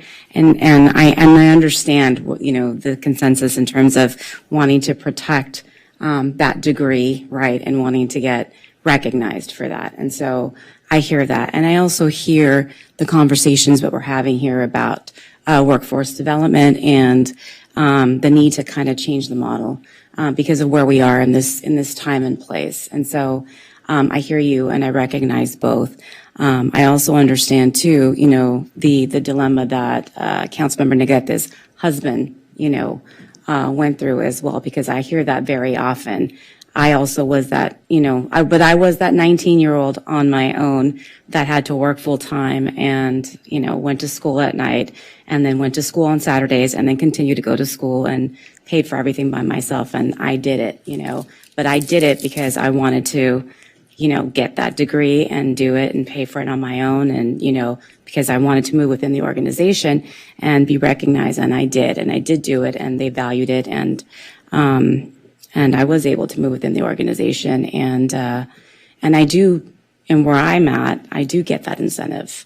And so, so I've got mixed feelings about, where we are here today with this, because it did make me want to continue to work harder and move within my department and my division and within my city because of those particular incentives.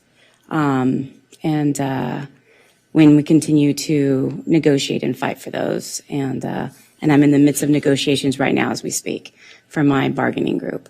So I get it, and I appreciate, the conversations that we're having here today, because there's been a lot of change, in our environment, and so it's a lot to think about.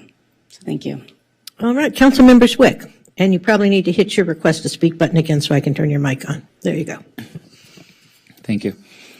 Thank you to both sides for presenting your arguments and for everyone who's in attendance tonight in this important issue. I want to start out by, I think, addressing what Councilmember Negrete was referencing regarding 2016 versus later. As I understand it, this is a best practice that the city has been trying to move towards for a long time, even when there wasn't as great a need or urgently for it. It's an equity practice, as we discussed in hiring. So the city was requesting this in negotiations for many years, it seemingly. But I think what's different now is the urgency around it, because it's not just an equity issue, which is important. It's also seemingly urgent to finding enough qualified applicants to fill the roles that we need as a city. That's how I understand the difference between the two times. And if others heard it differently, I welcome them to chime in later. But I think what, when I heard testimony from several of the ATA employees, it was, it made me proud of my city workforce. What individuals had sacrificed to get to where they are, and how those sacrifices benefited them, but also the city. And I don't take anything away from any of that. It's amazing what people, on this dais and in the audience have had to go through to get to where they are. It's noble and honorable and impressive to me. I guess what I hear, though, overall in this discussion is there's just some sense of fairness that I guess is being appealed to, saying it's not fair. I did this, why don't they have to? And I guess I don't see that as a compelling argument, ultimately. I see it as unfair, but I see us living in a world that is constantly shifting and hopefully moving to greater fairness overall as a society. And sometimes what's not fair personally is still in the service of something that is fair overall and better practice going forward. And I have to, I think, we've seen, as some people have testified, we've seen women, we've seen minorities, we've seen all groups of people have to often do above and beyond to get to where they are. And that is not fair. But to then offer greater equity to people later is an improvement on that. To say I struggled, therefore other people must, it doesn't make sense to me. It feels like pulling up the drawbridge behind. And I think we should constantly be moving towards greater fairness as a society. So that's where I land on this. I understand the idea that people feel like they deserve extra compensation, but as I understand it, that's not a practice that the city does for minimum qualifications. So, thank you. All right, Councilmember Torosis. Thank you. I just want to thank all of our city workforce who came. I definitely understand as someone who too is a government employee for the last 10 years for the County of LA. Slightly different, but I understand the sacrifices that you make to be in public service. And I know we don't do this for the compensation. We do it because we care about our community and we want to make everyone, better and society better and our city better. So I thank you. At the same time, I think you all know that I care deeply about workforce development. That's part of what I do in my day job, and I also care deeply about equity, and it is absolutely a best practice to eliminate non-essential degree requirements. It is an equitable thing to do. We know actually that college enrollments are declining, that COVID has exacerbated this decline, and the decline has been at an even higher rate for students of color from our lower income communities. And if we can't find a way to tap into quality talent that might not necessarily have a college degree, we are not going to have a future city workforce. We are not going to be able to solve our most urgent problems. We are not going to be able to transition to the new clean green economy of the future. And I think that this is creating a stronger and fairer city workforce.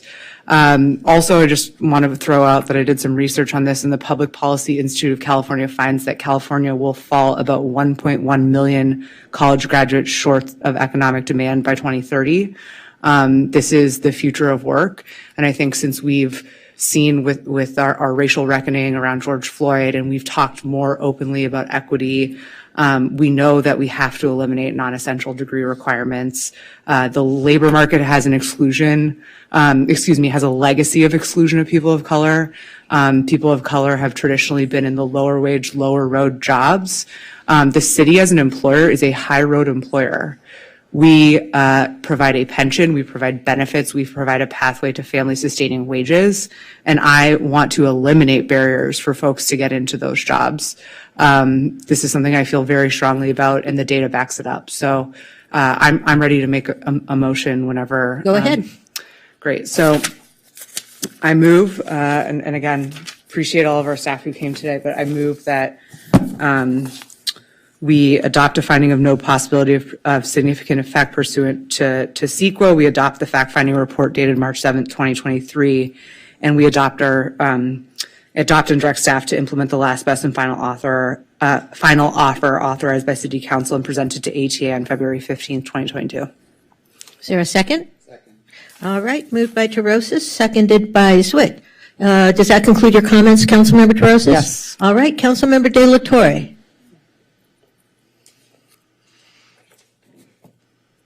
Hit the request to speak button again. Okay, yes.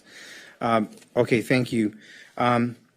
Just real important, I think, it's real important to say that this change, if approved, lessens the barriers for people to get in, but it doesn't keep them in. I mean, they have to perform. If people aren't doing the job and they're not successful, there's going to be grounds for not keeping that person in that role.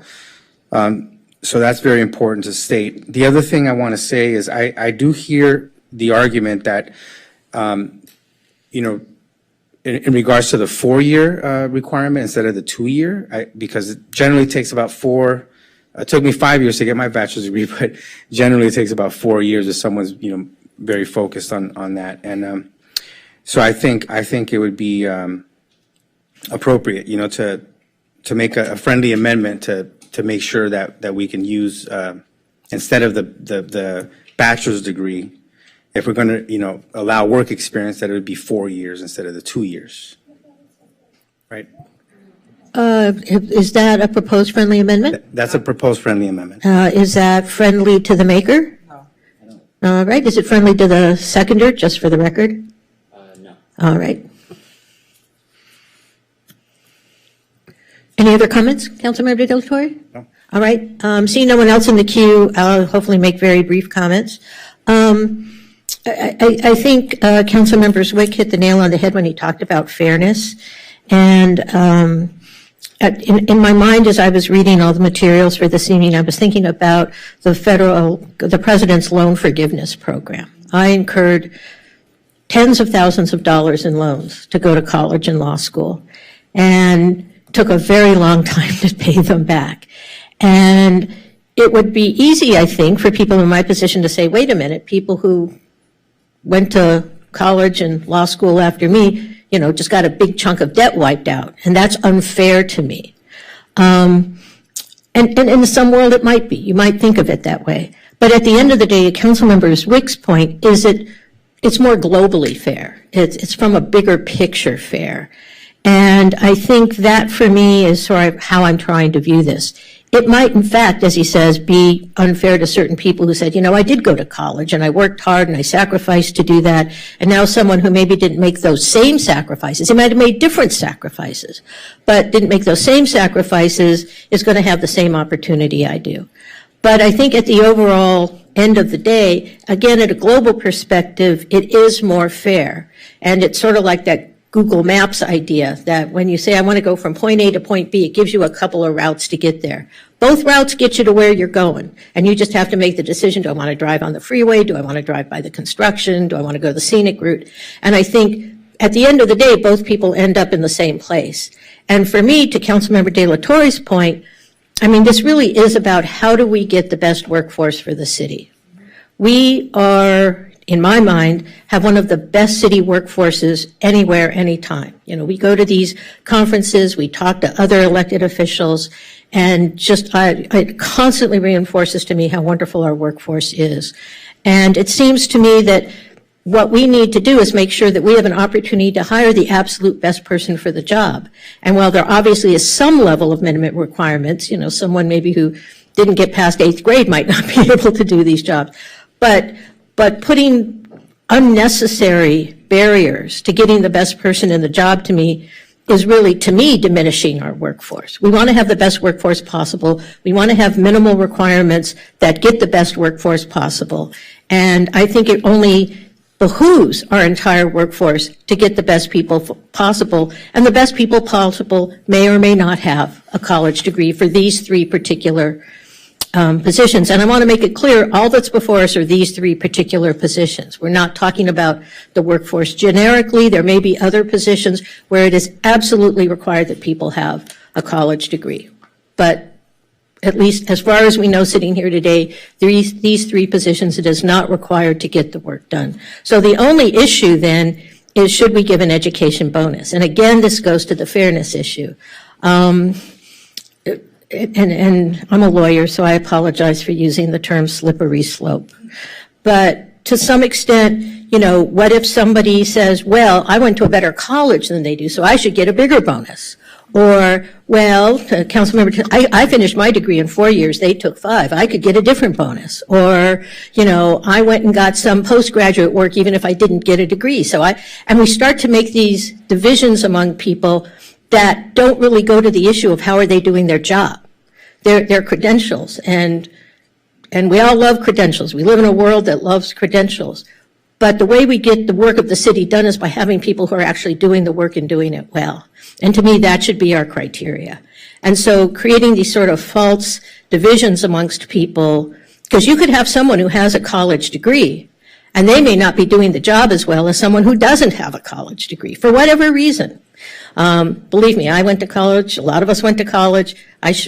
that we have friends who, I wouldn't want working for the city. So it seems to me that,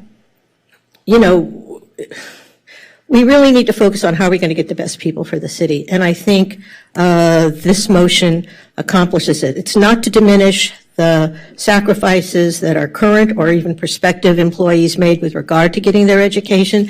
And by the way, I hope that people get educations not just to qualify for a job with the city of Santa Monica, but because it makes you a better, more well-rounded person. Education is not a burden, it's an enlightenment. And whether or not it qualifies you for this position or that position, I think somehow suggesting that, it's a little bit like the March to Bataan, although there were times before finals where it felt like the March to Bataan, that getting your degree, even if it doesn't make a difference in regards to these minimum requirements, will benefit you in life in so many other ways. So with all of that, and that was very long, and I apologize for that, I'll be supporting the motion.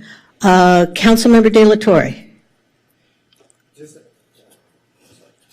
Push your button again and I'll turn on your mic. There you go. No, Mayor, just hearing your arguments now, I just learned, there's only two departments, the police department and the fire department, that offer these education bonuses. Are you suggesting that we discontinue that practice? No, because as Ms. Gentles points out, those are not minimal requirements. That is rewarding people who, after they've joined the force and met the minimum requirements for joining one of our public safety organizations, it encourages them to continue their education. For our non-public safety personnel, it sounds like we have many other encouragements for people to continue their education, whether it's tuition assistance. It certainly qualifies them for advancement, I assume, and again, I view education, qua education for education's sake, is a good thing, and I'm proud of being in a city where we encourage people to get additional education. And again, in the police and fire departments, we're paying people a bonus after they've been hired, but we're not saying they don't get that bonus upon being hired just because they meet the minimum requirements. Oh, great, thanks for the clarification. All right. Seeing no one else in the queue, Ms. Decanay-Wiesner, may we have a roll call vote? Councilmember. And just can I restate the motion so everyone is clear?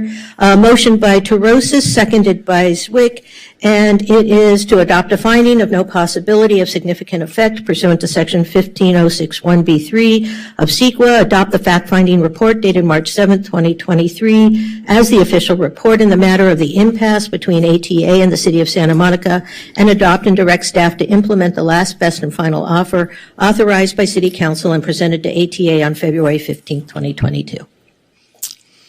So let's have a roll call vote. Councilmember De La Torre? Councilmember Terosis? None of our mics are on? Yeah. Yes. Mayor Pro Tem Negrete?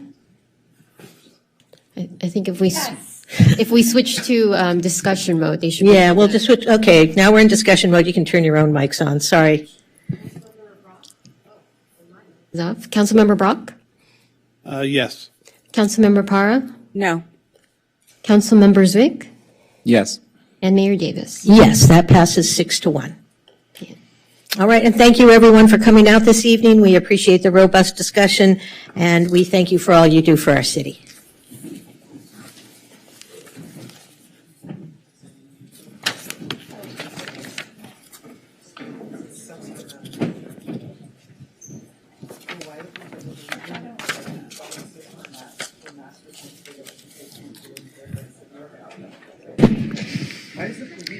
Guys, can you be a little careful? I get in text that they can hear you on the YouTube channel when you speak. The mics are very sensitive. No, but my mic is on continually and it's picking it up.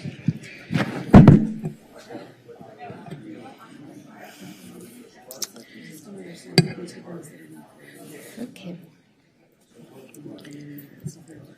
All right, Ms. Decanay-Wiesner, I think we are on item 8A, is that correct? Let's just go over item 6, public input on remaining agenda items. We do not have any requests to speak. Right. So we can go to 8 now. 8 is continued items. 8A is an appointment to one unscheduled vacancy on the Commission on Sustainability, Environmental Justice, and the Environment for a term ending on June 30, 2024, and this was continued from the May 9th meeting. Do we have any nominations? Which one is this? This is for the Environmental. sustainability environment? Mark Gold. Do we have any other nominations? Yes, Gerda Newbold. All right. Any other nominations? All right, so we'll do a roll call vote, and you can state either Newbold or Gold. Councilmember Zwick, Newbold. Councilmember Para, Gold. Councilmember Brock, Gold. Mayor Pro Tem Negrete, Gold. Councilmember Chorosis, Newbold. Councilmember De La Torre, Gold. and Mayor Davis. Newbold, congratulations, Mr. Gold. You are appointed to the Commission on Sustainability, Environmental Justice, and the Environment, and I will change my vote from Newbold to Gold. I will as well. All right. Yes, me three. All right, so you are unanimously appointed, Mr. Gold. Congratulations, and thank you for your willingness to serve.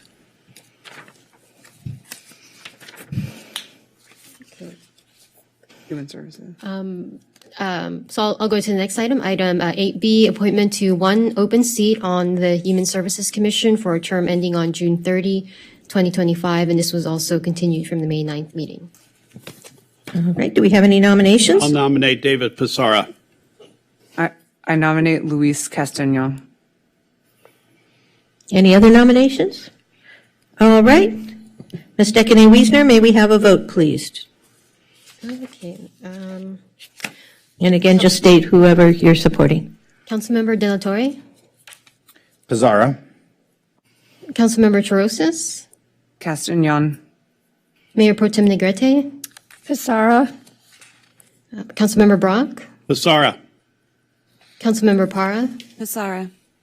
Councilmember Zwick, Castagnon. and Mayor Davis. Pissarra. So, Mr. Pissarra, you're appointed to the Human Services Commission. And thank you again for your willingness to serve. So item 8C is an appointment to two unscheduled vacancies on the Disabilities Commission for terms ending on June 30, 2025. This was also continued from the May 9th meeting, but we only received one application. Right, so we have two openings, but only one application. Is there an objection to, and I gather Ms. Senapol, if I'm pronouncing that correctly, self-identifies as a person with a disability, is that correct? But she does, but this seat does not require that requirement. Okay, so that it's not one of those seats that she's applying for. All right, given that we have two openings and only one application, is there any objection to appointing Ms. Senapol by acclamation? No objection. All right, then by acclamation, Ms. Senapol, welcome to the Disabilities Commission, and thank you so much for your willingness to serve. And we still need to, of course, publish the other vacancy. Yes. Okay, so item 8D are appointments to 5 seats on the newly created Transient Occupancy Tax Advisory Committee for 5 partial terms ending on June 30, 2025. This was also continued from the May 9th meeting. And then I have a correction I need to read into the record. So we have applicants Danielle Goller and Sam, I think it's Jager. They are applying for the 2 seats for representatives of the local hospitality business, but their applications incorrectly indicated that they were applying for the homeless behavioral health services community seat. But they're applying for the hospitality seats. And then our remaining applicants, Albin Galix, Rosemary Regalmuto, and Natalia Zernitskaya applied for the 2 seats for residents. And Albin Galix, if you want to appoint him to this committee, he requires a 2/3 vote because he's currently on the Recreation and Parks Commission and is a registered lobbyist. I thought we have a prohibition against lobbyists. There's a. I think when this was first on the agenda, the city attorney took a look at that. Oh, okay. Yes, with a 2/3 vote. Yes, so with a 2/3 vote, he can be placed So on they the can committee. remain on their existing commission and join another one. Although it's our understanding that his term expires at June of this year. Right, and would be looking for a 3rd term if he stayed on it. Right, which would also require 5 votes. Okay. Yes, Councilmember De La Torre. Yeah, I'd like to move that we approve all 5 by acclamation. Well, we can't. So here's what I'm going to propose we do, because we have 2 seats reserved for the hospitality industry. Ms. Galler and Mr. Jagger are the only 2 who've applied for those. So I think we should do those 2 by acclamation unless there's some objection, since is there any objection to that? No. All right. So we have Danielle Galler and Sam Jagger, the 2 seats dedicated to the hospitality industry. Thank you. Congratulations on both of you for being appointed, and we're grateful for your willingness to serve. There are 3 remaining seats, but only 2 are designated for residents. The 5th seat is for someone who works in the mental or behavioral health care area. And the 3 remaining applicants, none of them qualify for that, is my understanding. That's correct. Is that correct? That's correct. So we have 2 seats, and I'll entertain nominations for those 2 seats. Albin Galix. Yeah, what are the names again? I'm sorry. Albin Gilich, Rosemary Regabulto, and Natalia Zernitskaya. Yeah. Natalia Zernitskaya. I'm sorry? I put forward Zernitskaya. I can't hear you. I'm putting forward Natalia. Oh, okay, I'm sorry. I'm so confused. I don't know, maybe I'm, There's 2 positions, so out of the 3. there's 2 positions but 3 applicants, just so we're all clear. So we have Gilich and Zernitskaya.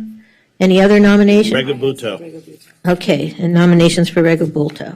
All right, so I think what we need to do, Clerk Galix requires. right. For Mr. Gilich to be appointed, he would require 5 votes. So should we do him separately then? Well, we're going to do what we're going to do is going to go through, and everyone is going to name their 2 selections for the 2 seats. I think that's the most efficient way to do it.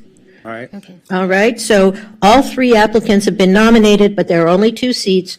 So when Ms. Deckenai-Wisner calls your name, identify the 2 people that you would like to see appointed to the commission, and we'll see if we can get to a resolution that way. Okay. Councilmember De La Torre. Yes, Albin and Rosemary. Councilmember Terosas. Gilich and Zernitskaya. Mayor Pro Tem Negrete. She went for last names. Albin and Natalia. Councilmember Brock. Rosemary Regabuto and Albin Gilich. Councilmember Para. Albin and Rosemary. Councilmember Zwick.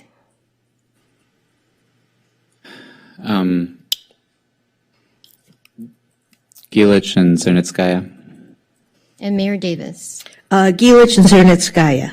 So Mr. Gilich crosses the 5-vote threshold unanimously, and Ms. Zernitskaya has 4 votes by my calculation, so she would be the second appointee.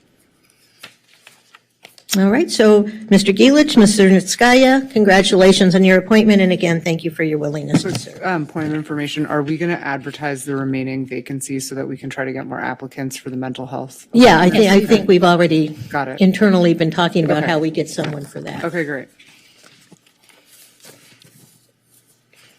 All right, again, we managed to get through all those appointments, which have only been hanging over our heads for a bit. So I think we'll move on to proposed ordinances. Item 10 are ordinances. Public comment is permitted on ordinances for introduction and first reading. No public discussion is permitted on ordinances for second reading and adoption. In accordance with Charter Section 615, the adoption of all ordinances and resolutions shall be by reading of title only unless a council member present dissents.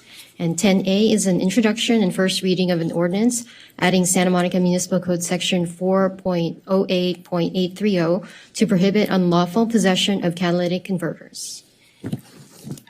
All right, who will be doing the staff report? Is there anybody?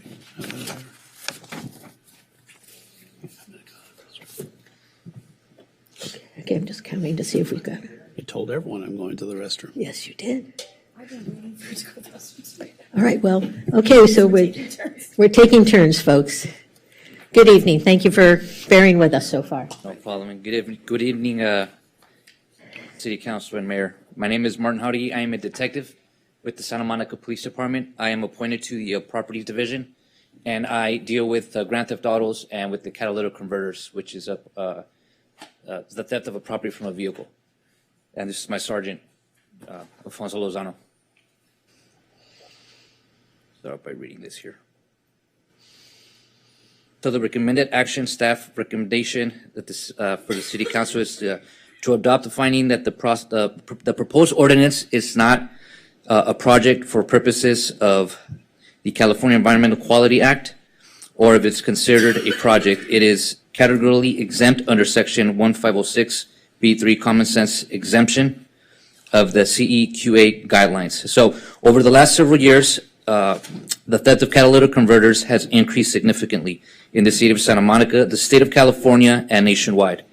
To combat theft, transportation, recycling of illegally obtained catalytic converters in the city of Santa Monica, the Santa Monica Police Department, in conjunction with the Santa Monica City Attorney's Office, seeks to introduce an ordinance that will make it unlawful to possess a catalytic converter that is not attached to a vehicle unless the possessor has valid documentation or other proof of lawful possession. So, as you can tell on the graph there, 2016, that's when we started seeing the spike of the catalytic converters. We started off with 11. As of May 22nd of this year, we're up to 215, and we're not even halfway done through the year.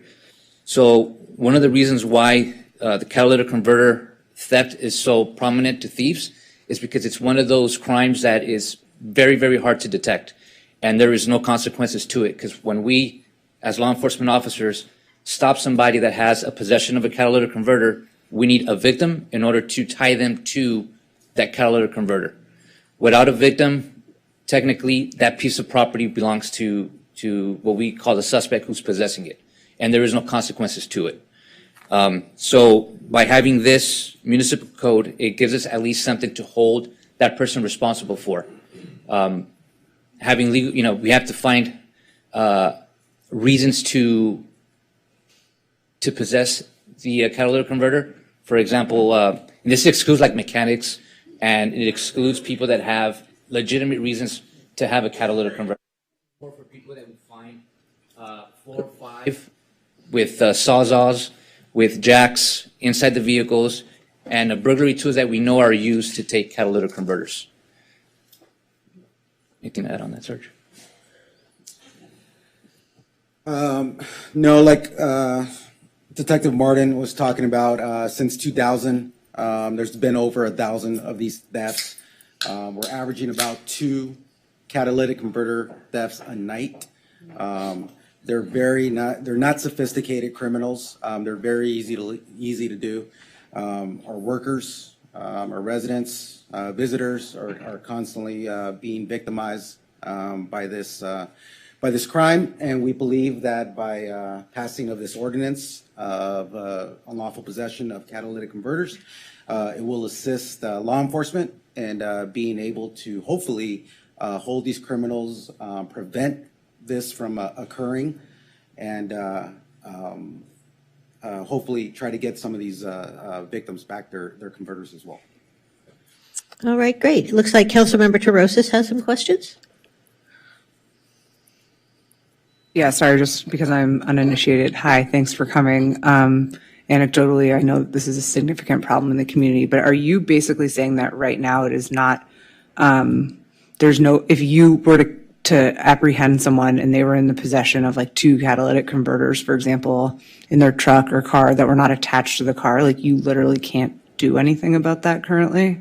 So I can give you 4 examples right at the top of my head. Okay, I'll just go with the last arrest that we had. We had 2 vehicles working in tandem. There was 5 catalytic converters in that vehicle. Resident called, said, hey, I hear sawzall noise. Someone's getting their catalytic converter stolen. They already recognize that. So officers get there, vehicle leaves, they do pull over. They do get the 5 catalytic converters, okay? I interviewed all 5, got the 5 catalytic converters, submitted, so we could not find the victim of one of the vehicles that was, we thought had the catalytic converter taken. We never found that victim. So there was no charges. The charges did not stick with the suspects that I interviewed and I submitted. So no, if there is no victim, if somebody can't identify whose vehicle that came from or identify who's the one that cut it, there's no And so charges are not sticking. this ordinance would allow you to like de facto say that they're charged with a crime if you catch them with a catalytic converter that's not attached to a vehicle. It's a misdemeanor, correct? Okay. Okay, great. Just clarifying that. Thank you. All right, Councilmember Swick. Thank you for the presentation. This is clearly an issue in the community. Are there other laws that are comparable to this where someone could be charged of a crime just for possessing an object that is seemingly is legal otherwise to possess? Yes, there's many other stuff that you could possess, more like weapons and stuff like that. Is that what you're referring to?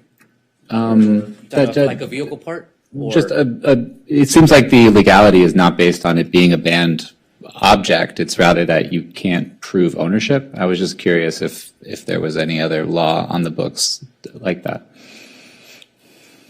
I can speak to that. So there is a penal code for receiving and stolen property. The problem with that is that we have to find victims for these things. So if I stop an individual, he has a phone, I know it's stolen, the phone's stolen. If we can't find a victim, with that, we have probable cause to arrest. However, once we present it to the district attorney, city attorney, it's going to be an issue because we have no victim. With this tool, now with the possession of the catalytic converter, and again, it's going to be coupled with other things. It's going to be coupled with burglary tools. They're going to be in possession of the sawed-offs, of the jacks. More than likely, they're going to be under the influence. We put all those things together in our probable cause, and we were able to arrest, and hopefully the city attorneys are able to prosecute on the possession of the catalytic converter specifically. Because again, this is such a huge problem in our community right now. Definitely. You mentioned tools and jacks and other sort of potential evidence. Is that in the ordinance? Because I didn't see anything about that as being a requirement. No, so the mere fact of having that is not a crime. It's everything coupled together, right? So it's the jack, the sawed-offs, and the catalytic converter. It's probable cause that leads us to believe that that's what they're doing. Sure, but I believe it's legal just to have the catalytic converter without proof. I don't see anything about needing to have anything else to be proven guilty of this crime. Exactly, just the catalytic converter itself. Okay. And there was something about one of you, I can't remember, I apologize, mentioned something about an exception for mechanics, but I don't see any exception like that either. I'm sorry. So what I wanted to say is, like, for example, if you have somebody driving and they get pulled over for an infraction, and you have the catalytic converter sitting on the front seat in plain view, I mean, we can tell who is legitimately transporting a catalytic converter. For example, like a mechanic, if he has the paperwork, doing legitimate work with the catalytic converter, that's an exclusion. Because you can tell, or because it says something? Well, because of the investigation. If there's paperwork, if there is, documentation that he's legitimately working with that part, that he would not be charged with that misdemeanor. So when it comes to documentation or other proof, as written in the law, is there very specific documents that you have to have, and if you don't, you would be found guilty, or is it, how can one prove ownership, and how sort of broad are we in terms of what kind of proof we allow or disallow? Question. It's going to be based. It's going to be based on the officer's experience, intuition. Again, it's 3 a.m. Officers are responding to a radio call. The individuals are under the influence. There's burglary tools. There's multiple catalytic converters. They're not going to have any documentation that they're going to the mechanic or coming from the mechanic. It's going to be very rare, especially in our experience with this. We stopped the regular mechanic with 1 or 2 catalytic converters. Obviously, we're not arresting based off of that. We're going to ask more questions. We're going to investigate further. We're going to want to know what mechanic shop they work for, when were they purchased, these type of things. Guy, I appreciate that, and I understand there's a lot of discretion in the investigation process, but maybe this is, I also want to make sure there's clarity in the law. I guess my question might be better addressed to a city attorney about the ordinance. are there very specific documents that are required, or is there how is it interpreted in terms of what would be required to prove it, and how are we judging that proof? My mic won't turn on. Oh, sorry. There we go. Yes, there is a section in there. It says on, but it's not on.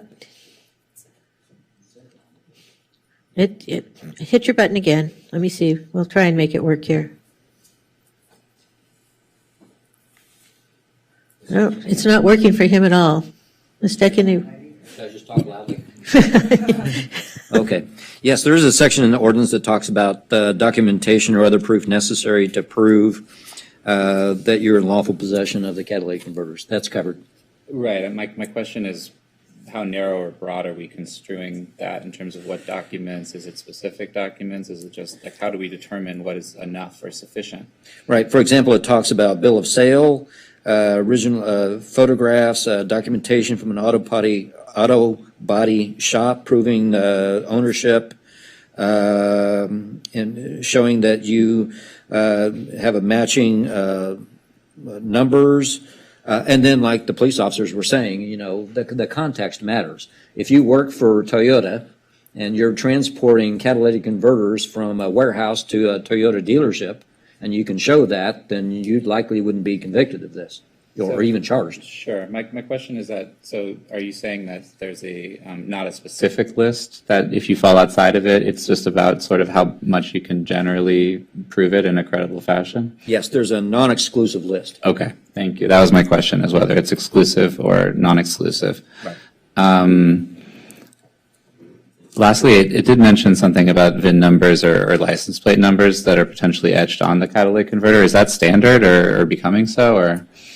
It's a tool that we like to advise people to do. It gives us a way to track the catalytic converter. If you have a license plate or, you know, the last 6 of your VIN etched on the catalytic converter, and you do get pulled over and you see the catalytic converter in the vehicle, and then the victim calls and says, my catalytic converter got stolen. You see the plate, you can match that, put A and B together. Potentially, we do have possession of stolen property.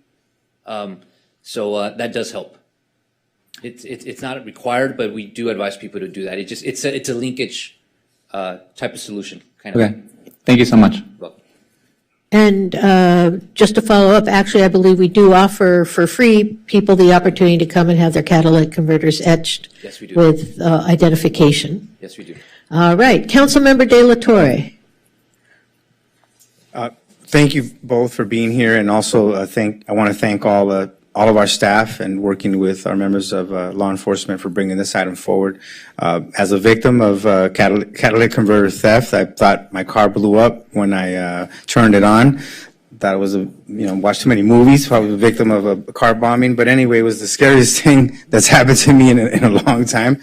The worst part about it is that the car wasn't worth repairing. You know, it was more expensive to repair it, than to just get rid of it for, $300. And so they took a car away from my family that was needed, to, drop kids off at school and so forth. It was not a good experience.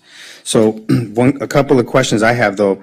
I support the ordinance, but one thing that I, looking for sort of like, how can I make this repair? Someone said, hey, you can go down to the valley and it's cheaper over there. So I said, all right, well, let me go to the valley and see if I can get a cheaper, catalytic converter, because the dealer was just charging way more. And so found a guy, and he had a bunch of catalytic converters, but then he tells me that, well, there's a problem because there's the serial number is not there. So, it might not pass inspection, and all that. And it just sounded really funny. But then I started realizing, like, okay, somebody's buying these catalytic converters, right? So the question for me is how do we stop it at that end, of the people that are buying these catalytic converters and then selling them, on the market? Like what accountability? Is there a state law that's helping us out here? Can we say, hey, if the catalytic converter was stolen in Santa Monica, we do a sting operation, we find those catalytic converters that are stolen property from Santa Monica in the Valley. Is there any way to hold those individuals accountable? Absolutely. So that's where my job comes into place as a detective, right? So we have to do the legwork from the arrest.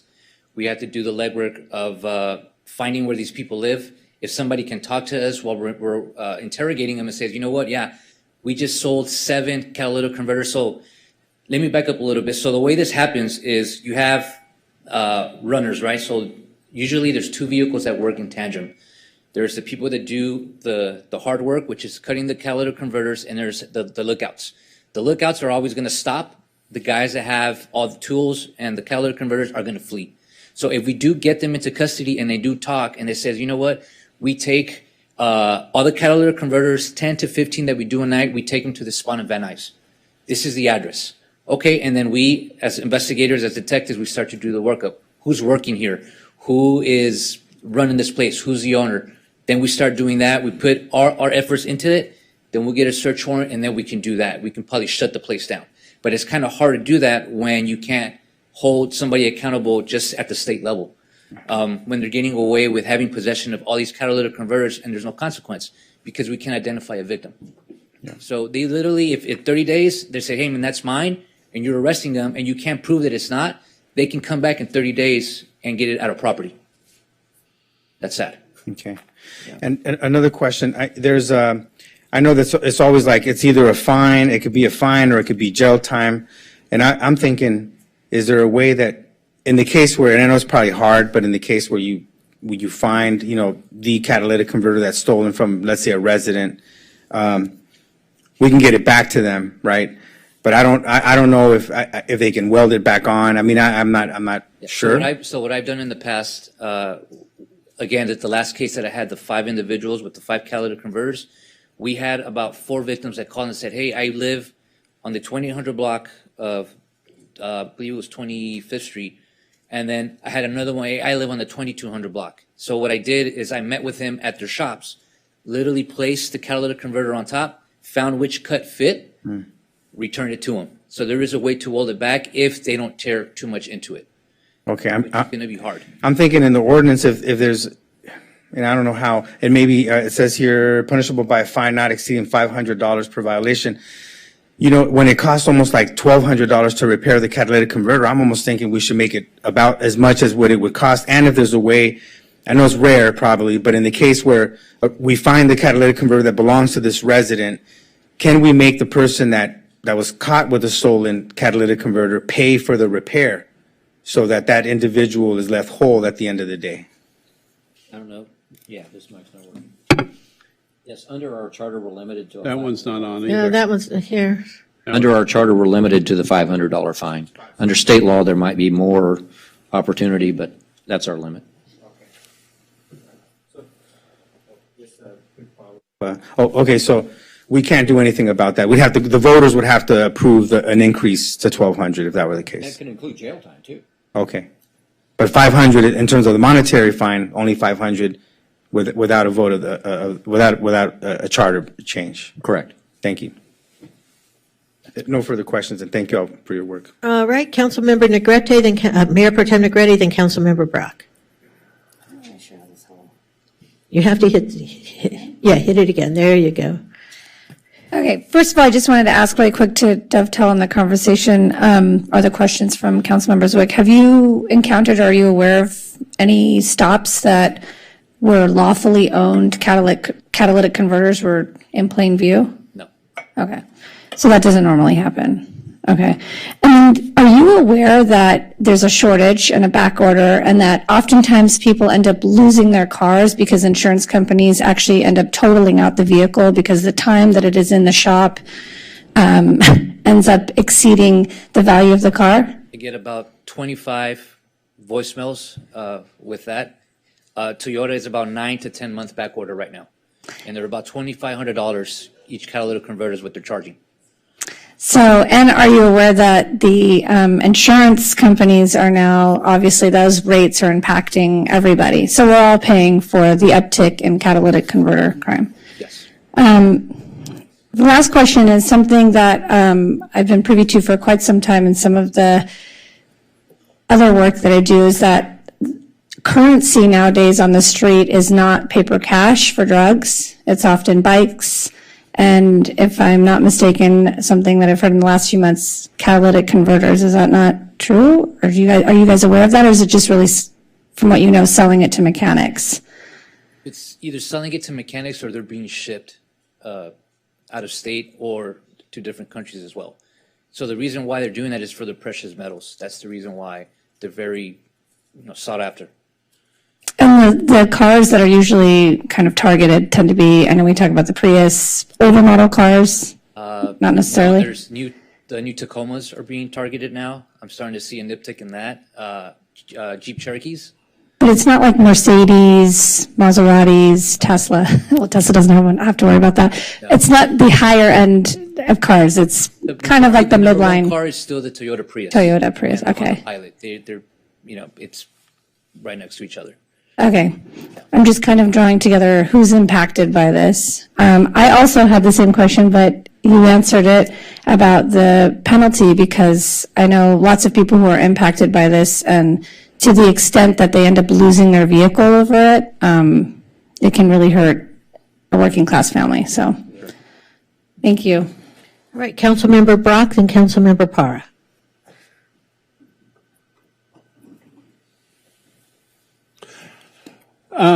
So Los Angeles just enacted a similar ordinance. Are we carbon copy, or is ours different? I'm not too familiar with theirs yet. I don't know what their, if they have. I don't know. Excuse me. Question for the city attorney. Yeah. Excuse me.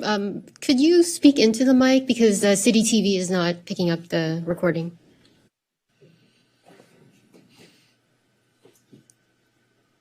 Sorry, I do not know what the LA ordinance is. We can check and get back to you, though. Oh.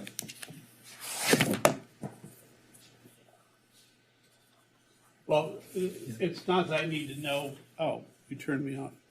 Well, you know what? I'm going to put us in discussion mode, which means you all control your own mics. Thank you. But you only get to speak and turn them on when I recognize you. All right? So if you start to abuse it, I'm going back to the ridiculous system. So it's not that I know what the ordinance has to be. I know that LA just adopted an ordinance, which I believe was the impetus for us to look at an ordinance. And one of the reasons was that if the penalties are less than in the adjoining city, and we're already having a problem, if our criminals know that the penalties are less in Santa Monica, then they'll keep coming to Santa Monica. And on a personal note, one of our Santa Monica Daily Press columnists has now had to spend $2,000 because he's now minus his second catalytic converter. And he's having this has been a real financial issue for so many people in our city. So I absolutely support the adoption of this ordinance, and because so many of our residents are being impacted. This is not one-off. This, in many cases, that Charles Andrews is now worried that they're going to hit him a third time because he got his fixed right away. It was an older Prius. There was a catalytic converter available, and now he's parked back in the same spot, and he's worried about when they hit him for the third time.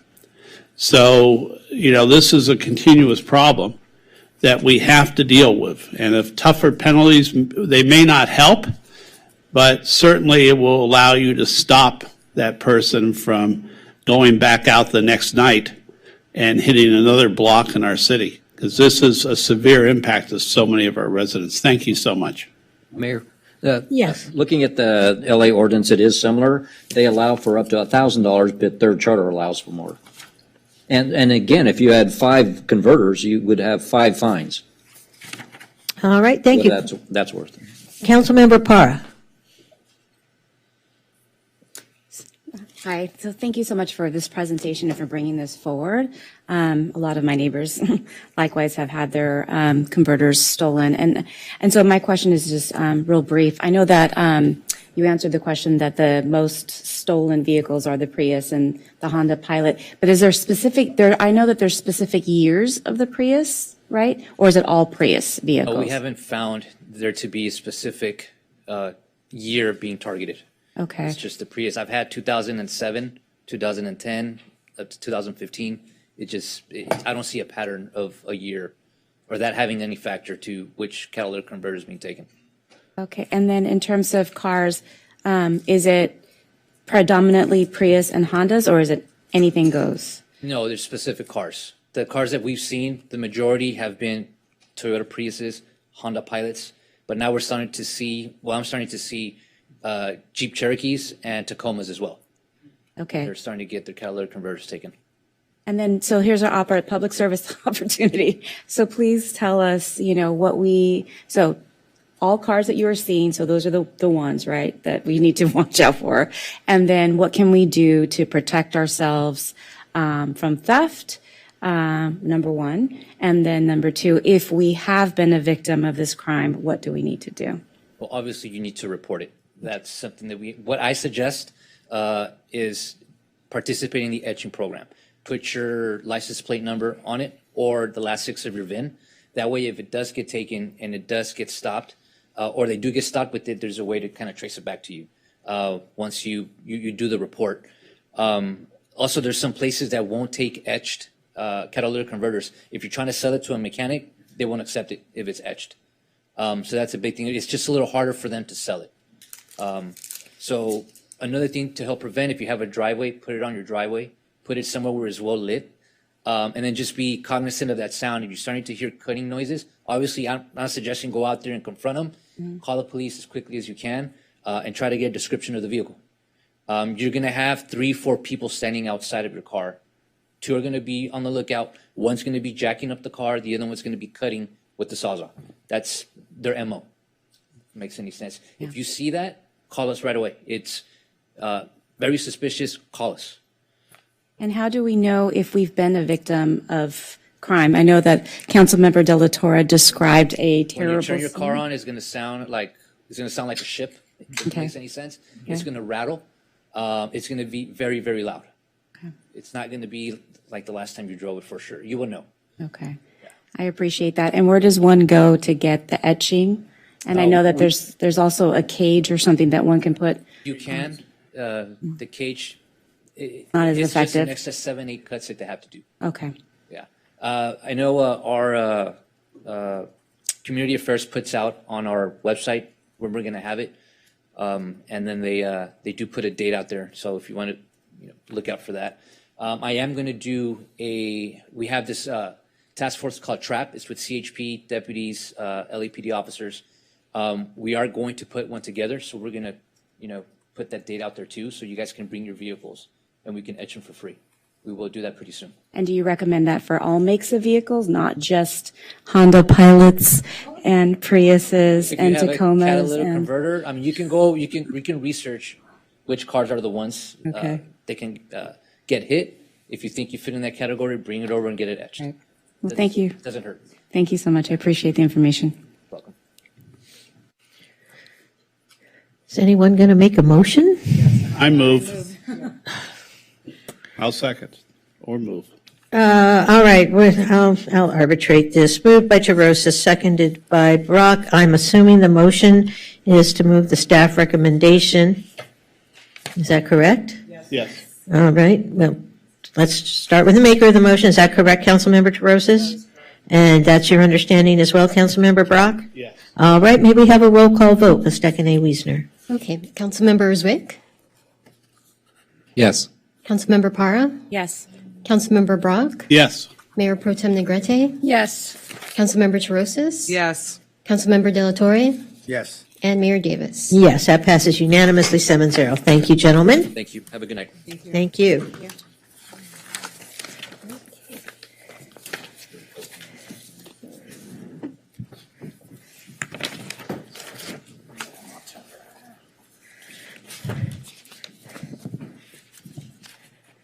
Okay. And Mayor, I'm assuming you would like to adjourn the special meeting? Yes. Okay.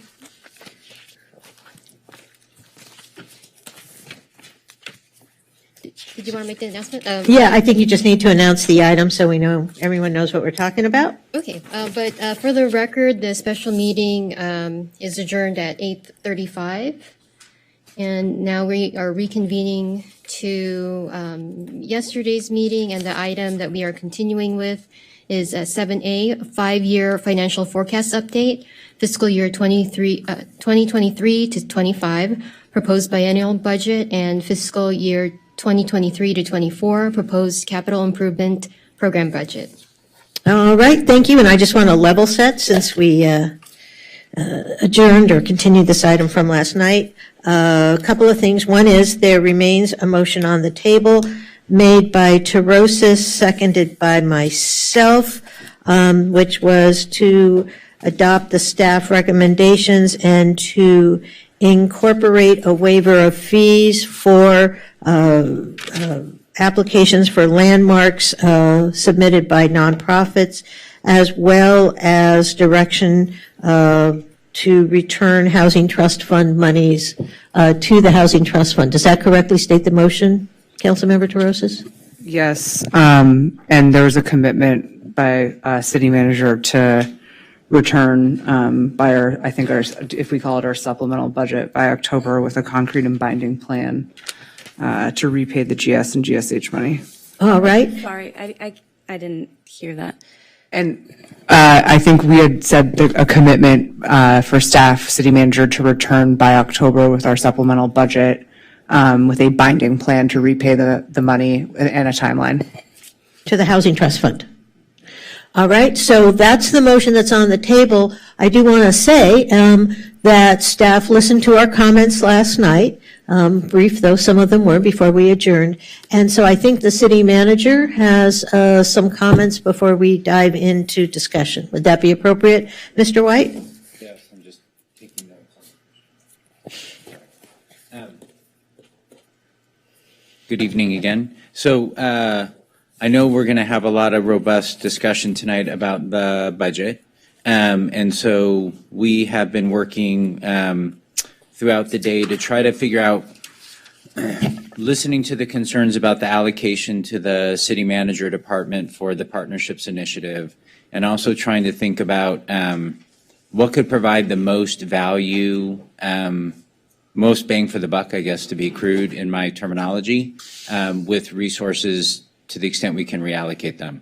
So I want to throw out a couple of ideas and suggestions for the council this evening just to get to help the conversation. This may help, this may not help, but I just want to try to offer some ideas. So first of all, I understand the concern about the partnerships allocation. What I like to suggest to the council is if there's openness, the council would consider allocating the position to the city manager's office and some funds in addition to that so the position can be effective in their work. So basically what we'd be asking for is about $200,000 to fund the partnerships work in the city manager's office. That would then free up an additional $200,000 for council to allocate, a little bit more, $210,000. I know there was conversation about a traffic position last night. Both Gigi and Ed, who I think are both here tonight, have taken a look at funding alternatives for that position. It would cost about $268,000, so it would exceed the $200,000 amount. However, they do think that we can fund it with our transportation impact fees. And so if council wants to move forward with that position, we would recommend funding that outside of the general fund and not within the general fund to advance that body of work. With the $200,000, I want to make a suggestion to council for your consideration. Okay, can I get you to slow down because you're going Sure. fast? Was there a slide to go with this? No, we didn't. Okay, that's fine. I just wanted to double check because I saw the clerk There looking. had not been enough hours in the day. to Sure, think about ourselves. believe me, I think we all get that. So I just want to level set again a bit, and I apologize for interrupting, because what we're talking about is the $400,000 that was earmarked for partnership work. That's not the administrative analyst position that was being discussed, right? I think Includes that. It includes the administrative analyst. It includes resources for the administrative analyst to, get a computer and do their work and some consultant work. And Anuj Gupta, who I think is somewhere around there he is, can speak more concretely to it. And then there were resources allocated for professional services. So basically, we want to split that up, free up $200,000 for council to allocate and $200,000 for the partnership work, which would be the administrative analyst position and about $50,000 for supporting that work. All right, so because I just want everyone to be clear what we're talking about. So There was 400,000 allocated. So far, your proposal is to continue to allocate 200,000 in that regard, and now you're going to tell us a proposal for the remaining 200,000, which will not include the traffic engineer because Mr. King has figured out a way to have transportation impact fees pay for that. Yes. Okay, just want to make sure we're all following along on the same page. So one of the things that I've heard from this council time and again, not necessarily just last night, but over time, is concerns about Reed Park. And so one of the things that we tried to advance in this budget was a CIP to address the issues around the park. I want to be clear that $200,000 is far and away not enough resources to address the totality of the park. So what we would like to suggest is with that $200,000, take 150 of it and put it into Reed Park and augment the CIP work there. Should go from 200 to 350. The other thing that I've heard from this council very clearly is about wanting to address the 1200 block at the Promenade. And David Martin is going to come back in July with a discussion about proposed zoning changes to address ways to activate the 1200 block. Embedded in that is going to be a discussion about needing resources to come up with a design proposal for the promenade itself. So we would like to suggest council consider allocating $50,000 for a design consultant to support that body of work. On an ongoing basis, with the $200,000, we will come back to you in June. If you're interested in this idea, would be that we would consider additional resources for CIP allocations at Reed Park, along with augmenting programming at Reed Park as well, because we think that part of the challenge and issue there is a lack of activity. And so we know we need resources to partner and program that park itself, and that does include the Miles Playhouse, although that will be a bigger journey, but at least is some resources to get it going. So I just wanted to offer that to council because we're trying to think about the best way to address some of the things that have been common concerns expressed by all of you to use these resources. So I'll stop there. Hope it's helpful, and we're obviously here to answer questions. All right, so since Councilmember Terosas is the maker of the motion that is currently on the floor, does this in any way do you want to augment your motion or withdraw it? No, it's just, it's a lot to consider. I appreciate David quickly trying to figure this out. I'm just thinking. Yeah, so I do think that I stand with the previous motion with an amendment. Adopt the budget with the landmarks issue that we talked about with the monthly meetings, fee waivers, and process streamlining that David Martin's going to do, with the honoring of the prior direction to pay back GSH in a plan. And then I would also say funding the traffic engineer using the transportation impact fees, removing $200,000 from the city manager partnerships funding, which I was concerned about to begin with, so appreciate that. And instead, give that money, $50,000 to the promenade revitalization on the 1200 block and $150,000 to Reed Park for ongoing improvement and programmatic activation, per your suggestion. All right, and as the seconder, I will. Friendly? Yes. Yeah. And I just want to be clear, Mr. White, as I understand it, for the Reed Park allocation in the short term, that's obviously augmenting our capital improvement program, but over time, as we implement the capital improvement, some of that could transition to programming. Is that correct? Okay. So that is the motion on the floor. Is everyone clear what it is? At that point, then, people can start to hop into the. Oh, we can't. Let me go back to Q mode here. Sorry about that. All right. Well, okay. We'll go in reverse order then. Councilmember Parra, then Mayor Pro Tem Negretti, then Councilmember Swick. Yeah, when you press the button again until I press it. So go back into requested. There you go. Okay, so if I want to make a request, should I ask for an amendment or should I just go into comment? So one of the things that I want to recommend is at this point in time to pull the parking study and maybe do that potentially next year. Is that a proposed friendly amendment? That's a proposed friendly amendment. Is that friendly to the maker of the motion? I'm going to put it in discussion mode so you all control your own mics. And I've got a list here and hopefully we'll just keep up. What would we spend the money on instead?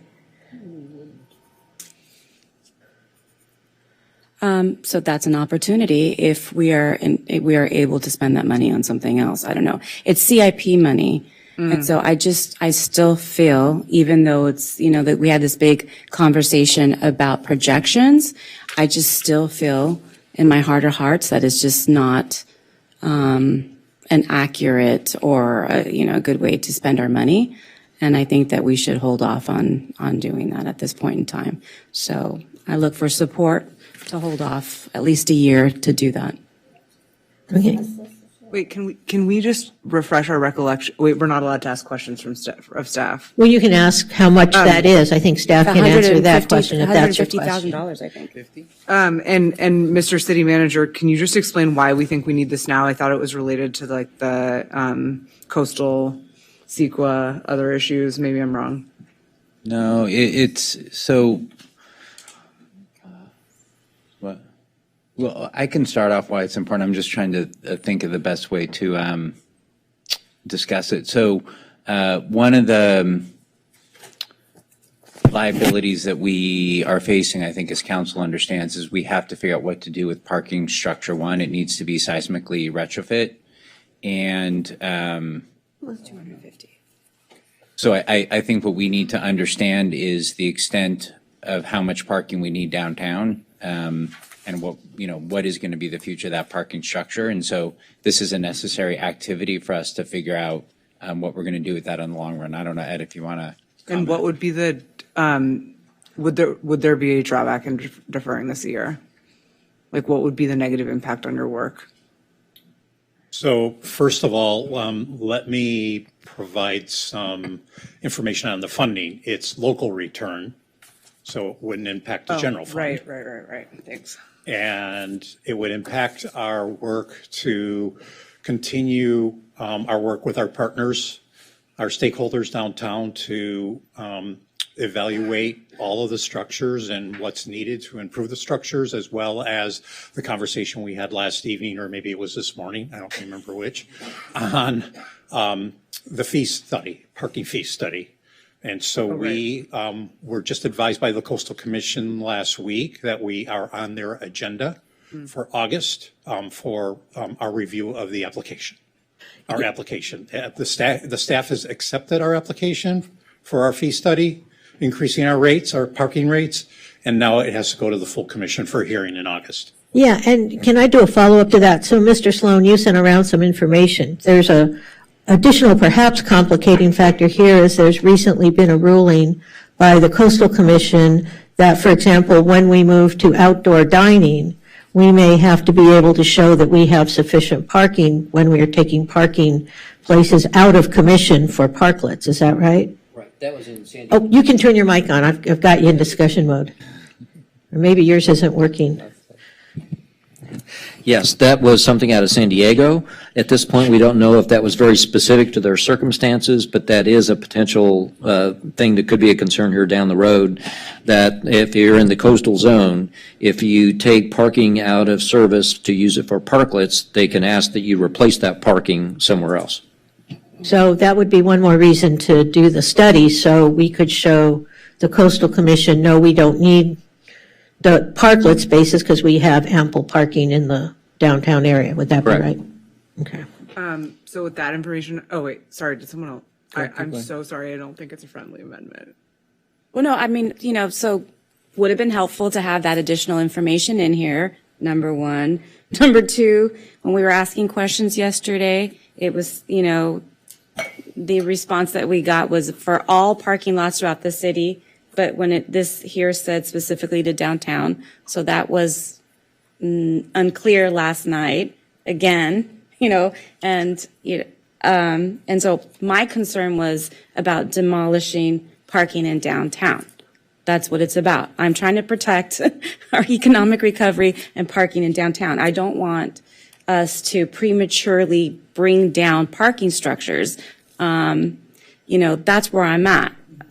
So that's why I was concerned about moving this project forward. So now that you've brought up this additional information, I will pull my request for that, and I appreciate that update. But I would like to ask staff to please keep us updated on these studies and findings, because I am very concerned about parking in the downtown area, especially as we recover, and also on this findings in San Diego about having to make sure that we have adequate parking, especially if we're using parklets. I appreciate that. Thank you. All right. Mr. Brock, I'm putting you at the end of the line because we're in discussion mode. So the order of speaking right now is Mayor Pro Tem Negretti, Councilmember Zwick, Councilmember De La Torre, then Councilmember Brock. I'm sorry, I have to ask this question because it just came up tonight. But so we've found, this is for you, Ed King. Thank you. So we found $271,000 in the transportation impact fees to cover this position that Councilmember Zwick was proposing. So the total for the salary and benefits would not all come out of the TIF fund. The majority of it would. And then we would offset the balance of that amount with savings from our it's a line item in our mobility budget for contractors. So what we contract now with some of the engineering firms that do that type of work for us, we would bring in-house with this position undertaking that work. So Gigi and I aren't sure about the split, but we can cover the entire amount of the $268,000 between the TIF and savings from bringing that work in-house and reducing that line item for contractor work. And this is to specifically, can you just reiterate what that position would be doing? It's the city's traffic engineering position. So it would oversee all traffic engineering activities, all of our work with Safe Routes to School, all of our capital improvement projects that have anything to do with infrastructure improvements and street improvements. And then it would also oversee the team that does all of our signal work and sign work and painting on the streets. So that's a group of about 8 staff right now. Who's doing that now? Who's taking on that load now? So 2 people, Jason Klieger and Jay Dinkins, who's the principal traffic engineer. So then if they're not doing it and this position's created, it's just adding an administrator position over them to sort of streamline everything? It's not over them. This position would report to Jason, and that would free up his time as well as Jay's time to do the work they're really supposed to be doing on a day-to-day basis. Did we previously have this? Yeah, I'm just trying to figure out, was this something we had before? Yes. Previously, well, before restructuring, we had 4 positions in traffic engineering: a city engineer, city traffic engineer, a principal engineer, and then 2 traffic engineers. So there are 4 total positions in that section in the mobility division. There are now 2, so this would add 1 position. So we'd be back to 3 people instead of 4. Got it. So my question is, we all went away yesterday trying to scratch our heads on how, with this scavenger hunt of finding money to move around to fund maybe, I don't know, public safety issues, community efforts, whether it's community improvement projects or, youth programming. And then today we hear that what was brought up last night now we have this money from transportation impact fees combined with other fees. I just wonder, we have until June 27th, and I know we have pressure to move this tonight, but I just wonder, if we came back next week, if somehow we'd find money somewhere else. I mean, I hate to say it like that, but this is intense. I'm just going to speak for myself. This is really intense and it's amazing. You guys do so much work, and you're all experts and 1,000 times smarter than me individually each. But I don't know where money can all of a sudden appear, and I'm just curious, like, how come we didn't have that there? I'm sure there's an answer for it. I just wonder how many more of those opportunities exist. This isn't really for you specifically, but like, how many more of those opportunities exist, or do they? Maybe Gigi's saying no. Or, yeah, city manager or Ms. Decavales-Hughes? Once a year, we come to you with a report that's called the AB 1600 report. This is for mitigation funds. So it's a very transparent process that we have. When we came to you, I think it must have been November or December, the Transportation Impact Fee Fund has upwards of $8 million. A lot of it is for projects, but the money continues to come in. So we feel like we are able to just take, $200,000 in order to make sure that a lot of these projects are happening. Otherwise, I can assure you we don't have any. These are very discrete funds. We have to use them for transportation projects, any kind of mitigation funds.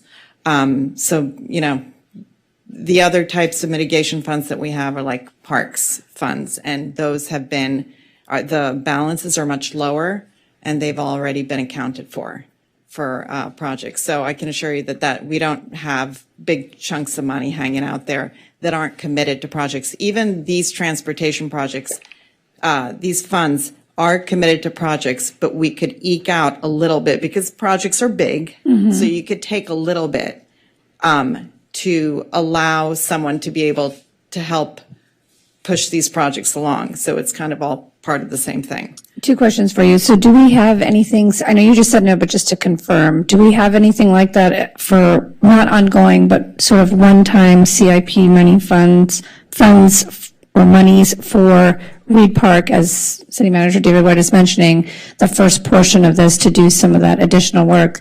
There's nowhere where there's money that's, like you're just mentioning, that's still coming in that we could pull away from?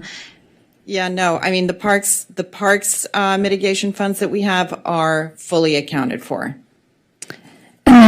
This may or may not be a question for you, but when I was in Washington, D.C., I met, I can't remember the gentleman's name, but Christine Parra and I met with who does the COPS grants, the federal COPS grants, and I was just curious.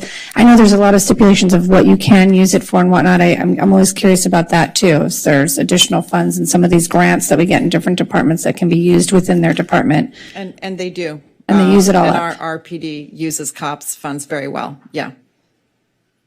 Okay, I mean, I think we all have, I don't know how this goes, but I think we all have things that if we're sort of finding money that we would like to repurpose.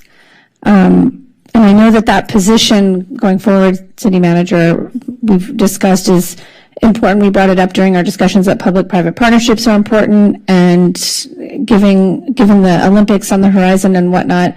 I have a question for you though. LAO 28, do they not have their own committee is it sort of, I know that position is not just for that, but it's... No, so let me have Anuj come up and kind of walk through it because it actually falls under his oversight. Okay. So he'll get it more crisply than I will, so.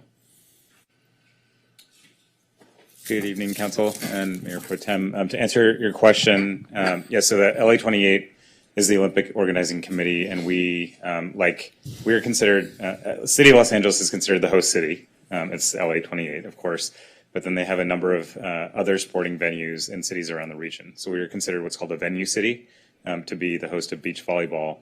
So they have begun to engage with us this year and we will be coming back to the council multiple times even in the next year on updating a prior agreement that we had when they were LA 24 and originally bidding for the 24 games. And then later on in the year for what we call the Venue Cities Agreement, which will detail all of the services that we expect that they expect of us, the municipal services and vice versa, compensation, other arrangements, and then there's a third agreement that would come between now and 2028. So that body of work is something that we're kind of beginning to open now. And to speak to the overall kind of nature of the proposal and the specific admin analyst position that's being requested. So right now what we have on this team, it's a new team, and Melissa Spaniolo, who's our community partnerships manager, who was here yesterday evening, is not able to be here tonight, but she's the manager of this team.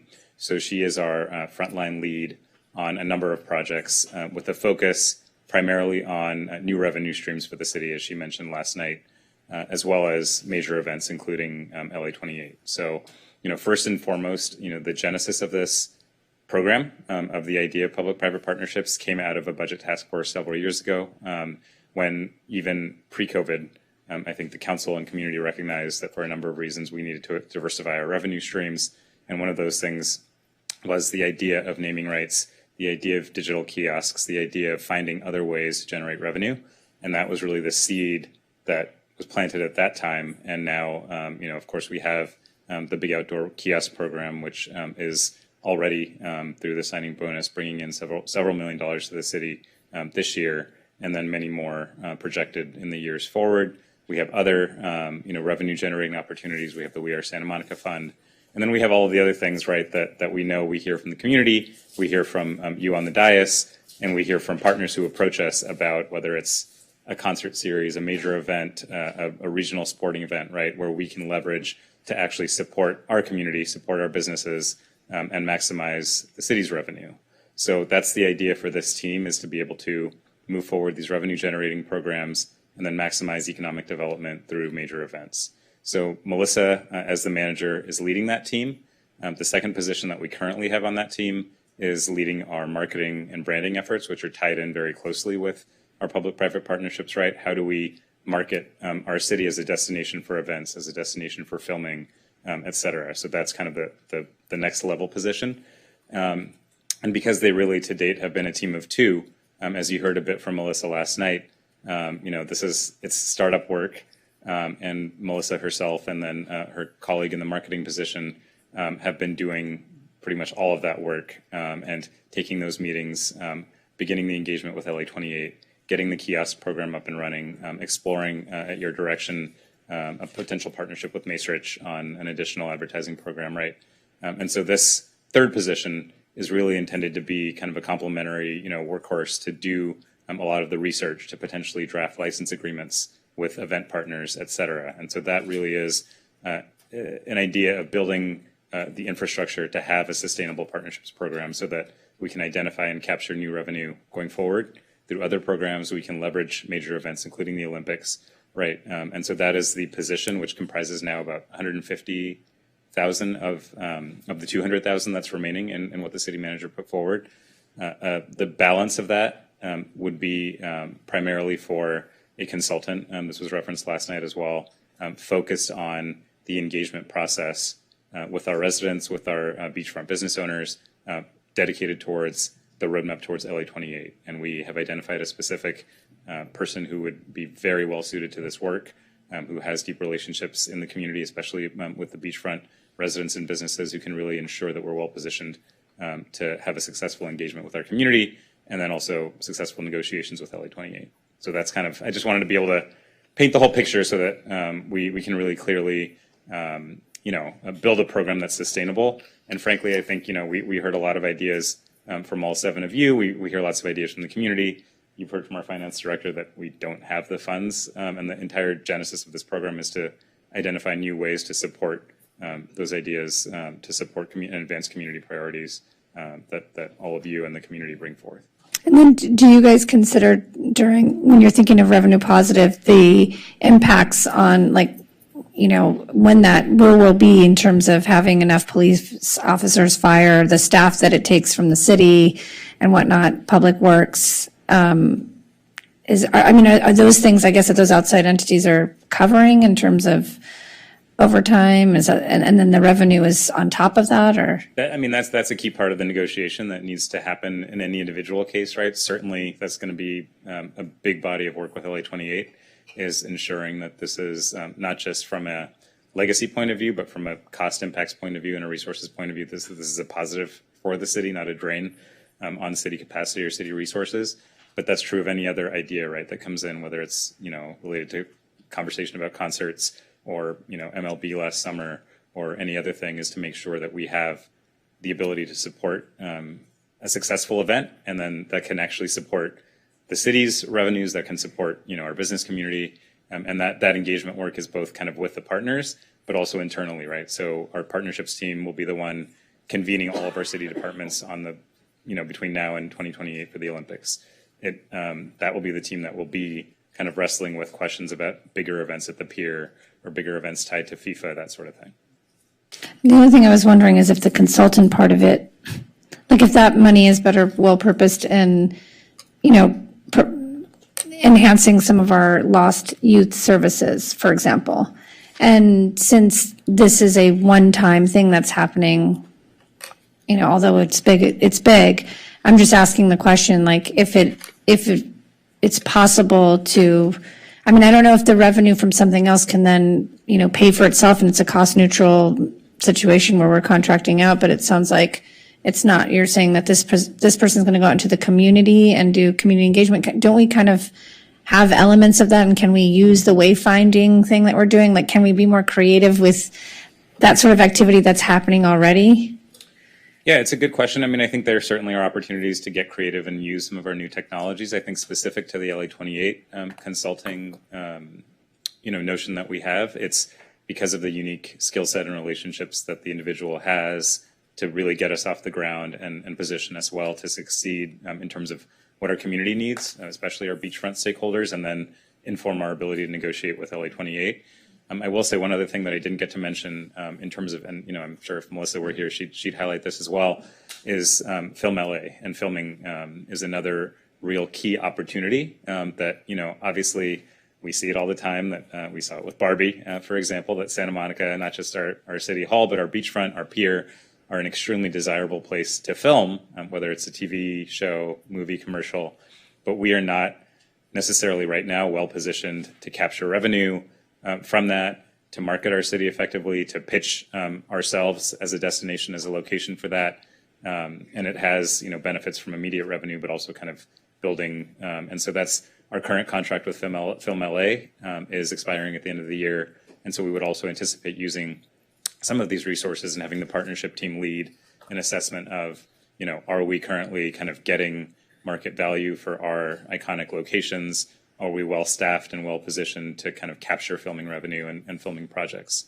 That's another. The only other thing I think about that you can maybe relate to is this idea that we've been talking about. I had to miss this portion of it, but I've heard a lot of it is the vendors and that position of somebody who could be the go-between between having some of these conversations as we move into a new system eventually for the vendors, right? And the amount of work that would take off of your office and also just the impact it has on both code, public safety officers, like where are we best spending our time and money? I know it's hard because we're trying to spread it out, but as somebody who's in that position and has to, I'm asking you sort of like, where do you see, I don't know how much of your time you're spending currently, but I know that it impacts many departments, not just you.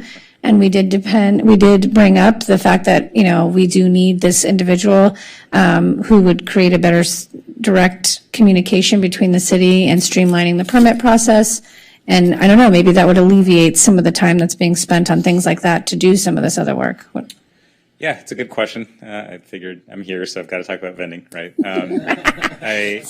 I do think, it's never been something that anyone on staff has been opposed to as a concept, and I think it's something that, as the city manager has shared previously, we have supported exploring and, sought a costing and a scope of work. We haven't really had success kind of fleshing that out yet, but I think it's something we will absolutely keep on the table in terms of if there's a way to enhance the success of that program, enhance our ability to engage with folks. I don't think we have something imminent now that we could kind of say is like a solution for that need, but it's something that we'll definitely keep. I think I was just more saying that, do you think your time, there's a cost, revenue benefit, if you will, in terms of like this other position for 50,000 of this consulting that you're talking about that would help with Film LA and whatnot versus having an individual who would be working with the vendors and sort of mitigating these issues we're having around permitting that's bringing many departments of the city grief and also spending a lot of department heads' time?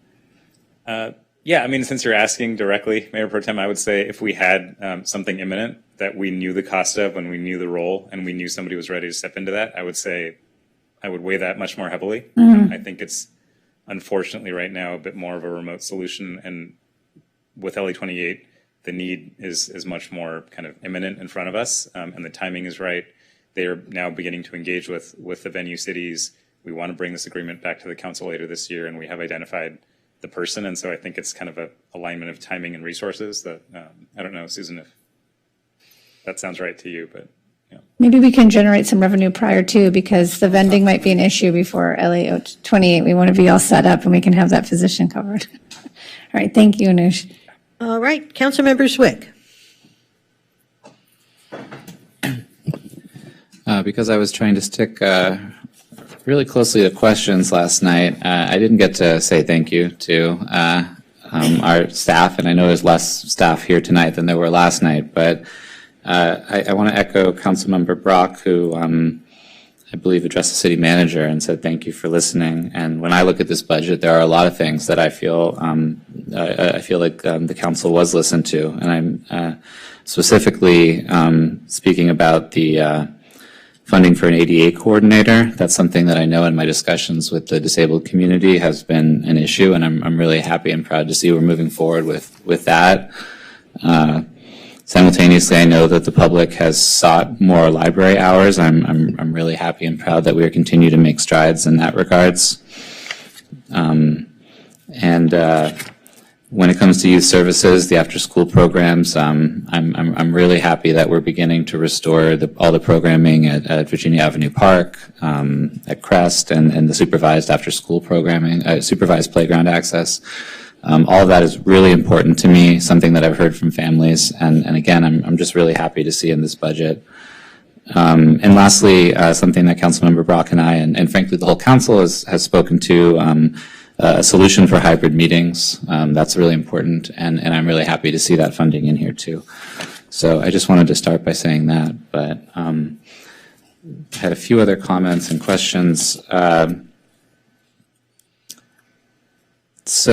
Mayor Davis touched on this, but I just want to get a little bit of extra clarity when it comes to the proposed funding for Reed Park, both the 200 that's currently in the CIP and the proposed additional 150 for 350,000. Again, this is an issue I hear about a lot from constituents. People who live around the park feel like the situation is untenable, and I'm really happy we're proposing to address it.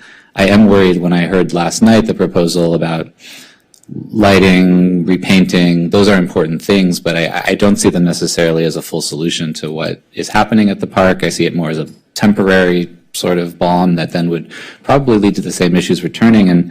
But I am intrigued by this idea of activation, otherwise finding ways to utilize the park and bring people to it and otherwise make it a welcoming space, which I think could have longer term impact. And I just want to make sure that when we're talking about this as a capital improvement project, that there is that flexibility in the funding and that it's not just for, say, repainting or something like that.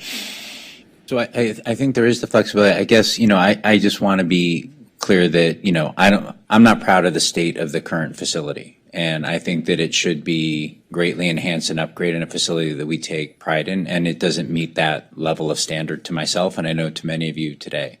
And so what my concern is that, we tried to put something together and put a Band-Aid on the problem. And I think listening to our public works director, it needs more resources to really get into a better state. But yes, my perspective is that this resource can be flexible to us over time so that we can not only address the capital side of it, but also look to the programming side of it. Because, for example, where it touched a nerve with me was I had sent out an email to community services, our police chief, public works director, and, was what are we going to do about Reed Park? And one of the answers I got from our police chief was, that came from a line officer, so very grateful for their insight, was, we need to activate the park. And so that's why this resource is designed to be flexible for us over time, that as we can get the capital side of it in better shape, that we would then transform that resource into a programming resource to help support the park. Okay, so it has that flexibility. Yes. Thank you. Thank you. And then I did have a question just as pertains to, again, the motion that's before us and in relationship to the items around historical preservation that were being asked of us. I think I understood that Councilmember Petrosis, you talked about waiving the application fees, and that's something I'm in support of, but there were a number of other requests, and I just wanted to see, was that the total that we were proposing, or because there were also consultant fees, and Mayor Davis expressed a concern about, whether we would want to also cover those, and I just wasn't sure, was that in the motion or not? No. Okay. I think that's in phase 2, but what is in the motion is process streamlining and demolition review internally within your office, David? Pending the city attorney's analysis, I guess. Right, Okay. based on his analysis. Okay, but And return to monthly meetings, right? Correct, Okay. sorry, yes, and I had said that. so everything, but for the moment, not necessarily waiving those consultant fees until we figure out whether or not we can actually reduce those costs in Correct. some equivalent Yeah. way. Okay, thank you. Finally, when it comes to the motion, I do have one more question just related to the timeline for repayment. I'm a very strong supporter that every dollar, or I believe very strongly that every dollar we've borrowed and will borrow from the Housing Trust Fund should be repaid. And I would love a firm commitment in that respect, but I do wonder what the practicality is of giving a timeline when, say, we don't know at which point in time we'll be able to sell X or Y property, and whether creating a binding timeline could later cause a problem for us. I'm not sure, just in the terms of the timing. Can we have our city manager weigh on that? Because I did ask him. Yeah, I would love that. If it's possible, yeah. So, what I would like is some time to work with our finance director, so come back to you at the year-end timeframe to try to propose a repayment plan for the general fund, the housing trust fund, the water fund, and workers' compensation. We just want to get through the budget cycle, and also, frankly, we're going to the Supreme Court in June, talking about CVRA, so that may be also indicative and helpful to our analysis as well. And year-end is a good time to work all this together. So talking with Gigi, we would like just the time frame to put all these pieces together and hopefully have some better intelligence so we can bring forward a concrete repayment plan to you. Naturally, you're correct. There will have to be some obvious factors to consider, timeline of when land is sold and whatnot, but we would like to lay that commitment out for you. And I wanted to have it stated on the record because I do want it on the record that we're honoring our commitment to the voters and our commitment that we had previously made to repay the funds. And I appreciate that, and I agree 100%. I just was just quibbling over whether we can commit to certain timelines, but I very much want us to commit to the repayment. Lastly, I think because we didn't really have much time in discussion last night, I did just want to talk a little bit about the city traffic engineer and why I think it's very important. I get a lot of requests and petitions from parents who live near schools or families that live in a certain area where cars are speeding. The two stories that stand out in my mind are one is a stretch of 23rd Street where there was recently an accident in which two people were hit crossing 23rd Street in Sunset Park, trying to get to Clover Park from a different part of Sunset Park. There's only one intersection over 5 blocks that has a stop sign or any bulb out or anything like that, and multiple people have been hit trying to cross 23rd Street, and there are residents there that are really beside themselves. And similarly, there's a family that lives near McKinley who has regularly seen cars speeding very closely in the proximity of McKinley Elementary and is very worried about that, and made a request to the city over 3 years ago to analyze whether a stop sign could be put in place. And because of the backlog created by the lack of traffic engineering positions in our city, when I followed up with the city as to whether that study had been done, that study was not yet done. It had not yet even been ordered 3 years later to determine whether or not a traffic stop sign could be used on that block where a family regularly sees cars speeding and children almost being hit. And the fact that we have created this backlog through massive cuts during COVID, and in my conversations with traffic and mobility and transportation, understanding that the backlog is a cause of the fact that we simply don't have enough traffic engineers who can do these studies. It made it very clear to me that that's a really important thing for our city when I talk to constituents and I hear what they are asking me for help with when it comes to the safety of their children. Finally, I think there is actually a really important tie-in with the Olympics coming up. One of the biggest fears with the Olympics is traffic and mobility and how we're going to get people in and out of our city and around our city and otherwise not create a traffic nightmare during that time. And I think it's another really important thing we need to be looking forward to when it comes to preparing for the Olympics and being a venue city. So those are some of the reasons why I think this position is really important, and I'm deeply appreciative to the city and to Mr. King for finding a source of funds that also isn't a general fund, so that we can still repurpose the funds I was proposing for other really important and pressing needs. So thank you. Right, thank you, Councilmember De La Torre.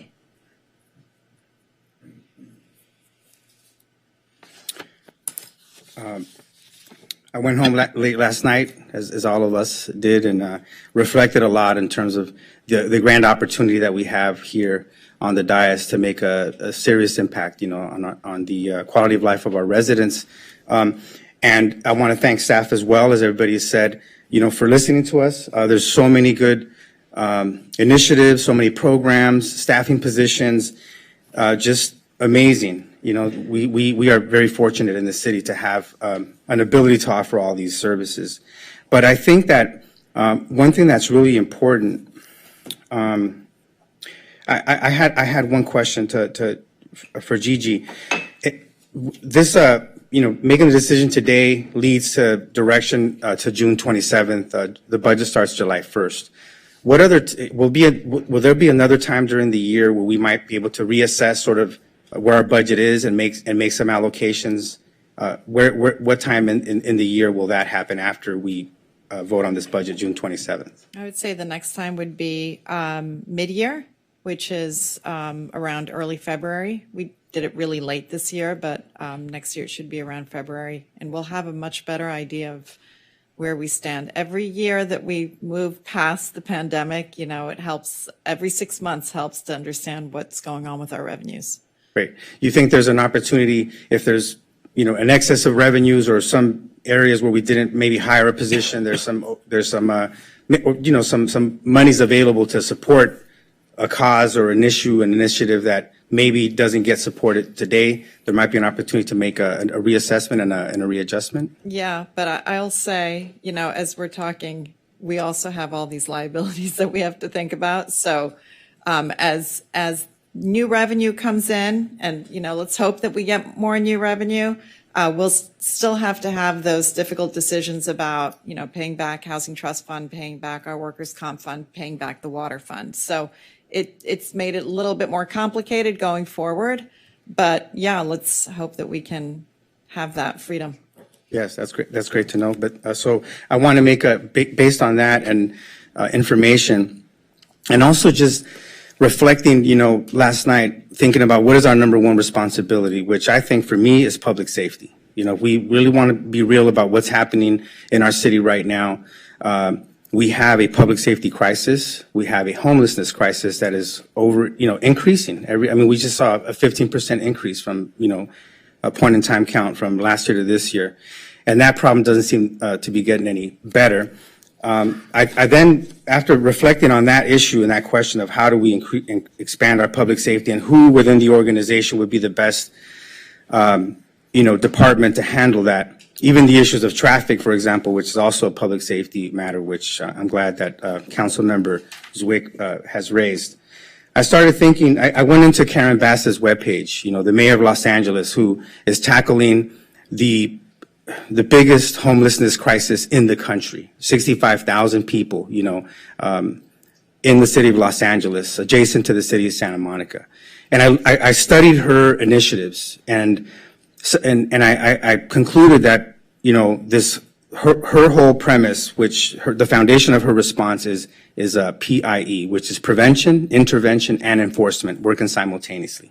Preventing people from becoming homeless, intervening, when people are on the streets and needing either mental health services or substance abuse or housing, and so forth. And then enforcement, when you have, individuals that, don't want your help, or maybe are too addicted or are breaking the law or doing some things that are making it very difficult for people to enjoy the common space, we have to enforce our laws. So I thought, in terms of prevention, intervention, enforcement, where would be the best sort of all the buckets of all the areas that we might fund something? I thought that, Youth services would be very important in our city, considering the impact that COVID has had on their academic performance. A lot of students have fallen behind, social emotional development, and there were a lot of different programs that are funded, but there's some programs that aren't funded, and so for me, just the bucket of youth services, and I'm open to any suggestions in terms of specifically where we might be able to target those resources. And then the second bucket that I thought was very important is police. And the reason being is when I asked Chief Batista what would be an ideal sort of, sworn officer count, head count that he would need to, effectively, carry out his duties. And he mentioned it was about 250 police officers, and so we're at 221 now. But what's interesting is that in 2004, we were at 214 sworn officers. So now we're at 221, which is only an increase of 7 officers in 18 years. And yet we have seen this tremendous increase in homelessness, tremendous increase in crime. We just saw, we passed an ordinance earlier today because of astronomical growth in catalytic converter theft that our residents are suffering from. So I thought that, the best approach was to prioritize police, because our police is also a very modern policing organization. It's not just, individuals, with a gun, and trying to, stop crime and enforce our laws. We also have a homeless liaison program teams, right? We have, which we're funding, we should be very proud of that we're doing that as well. And so I'm thinking, if we were able to add even one more police officer, it would make a difference. It would bring us closer to that 250. And that's something that I want to do. So I want to make a motion that, a substitute motion, so that we stay with the commitment of those aspirational commitments that were made. I mean, there's some aspirational commitments, but obviously I want staff to lead this. This is I think our professionals here, staff who know when's the best time for us to make those repayments. I trust in their wisdom. Because we have all these other issues that are so important in our city right now. So those aspirational commitments I'm fine with, but in terms of the monetary contributions that, to support those 2 buckets of youth services and police, I would like to take the city manager general fund allocation of 411,913 and allocate that to those 2 buckets, youth services and police. Well, I mean, that would be for police. It would be for the police chief to decide. But I would assume, it could be support for the HLP team. I'm not sure exactly where he would find the best use of it, but I'm not going to determine that. I think it's important for the chief of police to determine sort of how he would, employ those resources. And in terms of youth services, there were a lot of ideas thrown out yesterday. I would be open to any sort of more specification in terms of the motion. I'd be open to any friendly amendment if anybody is inclined to direct those funds for youth services and in that area. Well, okay, so Councilmember De La Torre, if this is going to be a substitute motion, it needs to are you saying nothing else? I mean, we have the motion as currently stated has to do with the staff recommendations, the CEQA findings, that sort of thing. So yeah, so everything's the same. So the staff recommendation, the only difference that we would make is we would take the 411,913 committed right now to the city manager's office, and we would allocate that. And how would you allocate it? Because obviously police and youth services are 2 different departments. You need to recommend. I just give some numbers to help Sure. So just a couple things. So with what we're proposing in the budget today, we have 221 allocated officers, and what we would like to do is grow the department to 228, which will allow us to take the help team to 7 days a week. And I think if I have this right, and the chief will correct me if I'm wrong, I think that results in the sergeant and 3 officers will be allocated to the help team to get to 7 days a week once they can get fully staffed.